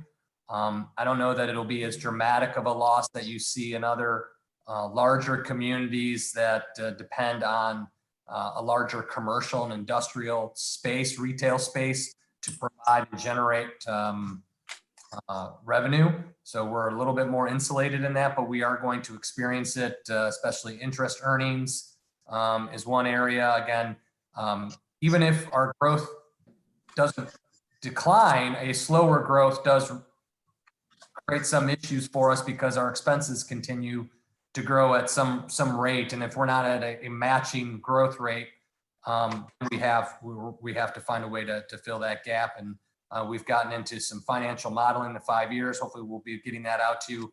I want to get the property appraisers numbers to fine tune that a little bit before we start getting that circulated in the public and everyone armchair quarterbacks assumptions. So let us kind of fine tune that a little bit. So when you get that document, you can feel more comfortable in how to discuss that with groups within the community, your neighbors and the like. But we're moving forward with that. So we'll see what those numbers look like. I think in the short term, we're fine, but a year out could be a little bit of concern. But again, we've been planning for this. You've been planning for this. So we have the ability to handle some turbid waters, if you will, and get through it without any type of draconian action. And that's my hopes, that you'll hear places like Miramar that's going to furlough until September, 8 hours a week. Oakland Park is doing the same thing. Again, they're different cities, different makeup of revenue sources. So I don't know that we're there where we're going to start looking at things like that. So, but we are cognizant of that, and we'll be adding that in into our projections and as we go through our review process. Also, we've been working through the collective bargaining process, working on some of those numbers. Again, Mr. Peterson and I, which is the labor attorney, are looking at, after we meet with our internal group one more time, that either next week or the week after, at the latest the week after, that first week of June, at the latest, we'll be having an executive session to go through how we want to respond on that. So we'll have that in an executive session. And then also how the other union is looking. So we'll go through some of that and be able to share those details, but those are also being tied into our process. Other than that, just getting projects off. You'll see, I'll send some pictures out that are safeguarding project, if you will, and starting to take off, move some counters, put up some tempered glass in some of our facilities where residents and employees interact, that provide some more safeguards. And as it relates to library, you'll hear with phase one that you can, open up to 50% of the library. We're being a little more conservative on our opening with that to make sure other public libraries are open. So we're not the public library that's open. And then we have a push of a lot of people that maybe jump the line in front of our residents. So we want to see Boca, Delray, and the county open some of their libraries too, to spread that need or demand for services out. So we're not the only one taking that service. Post office is open, 8:30 to 12:30. We'll do that for a while until the post office project, which is the biggest, is completed.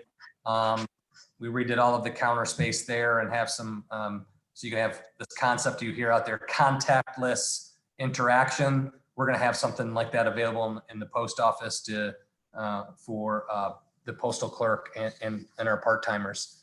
Other than that, I'm going to end on some good news in the community.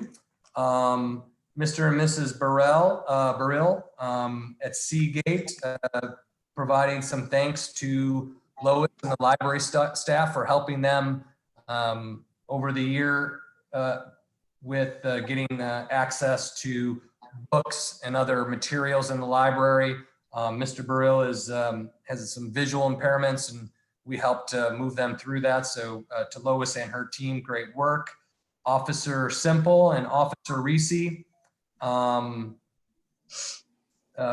thanks from Mr. Turk on how great our police department is. Get an abandoned bicycle and flip-flops and a missing jet ski. And we responded promptly and professionally as we always do.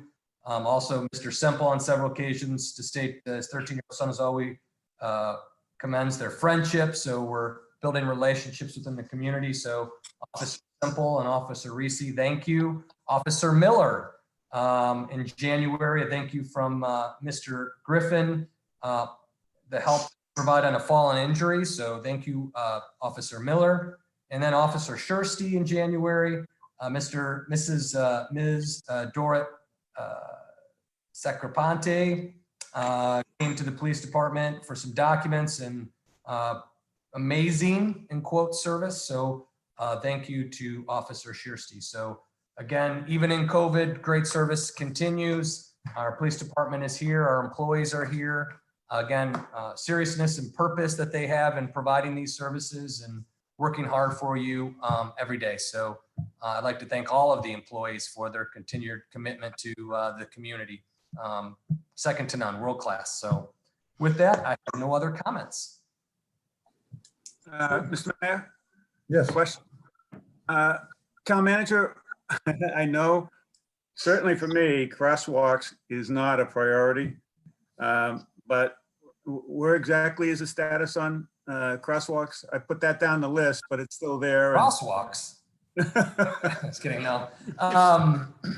Yes, I'm working on that. I've reached out. I'm going to be working with an engineer looking at some different delivery mechanisms to see a different way to deliver that project at a significantly less cost. So those are still in the works, if you will. So we have a lot of projects. I went through the whiteboard today, as I always joke around about, crossed some things that we were able to accomplish, added a few more.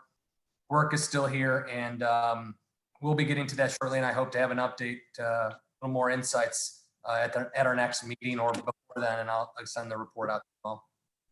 Thank you. Okay. Anybody else have anything before we adjourn? No, sir.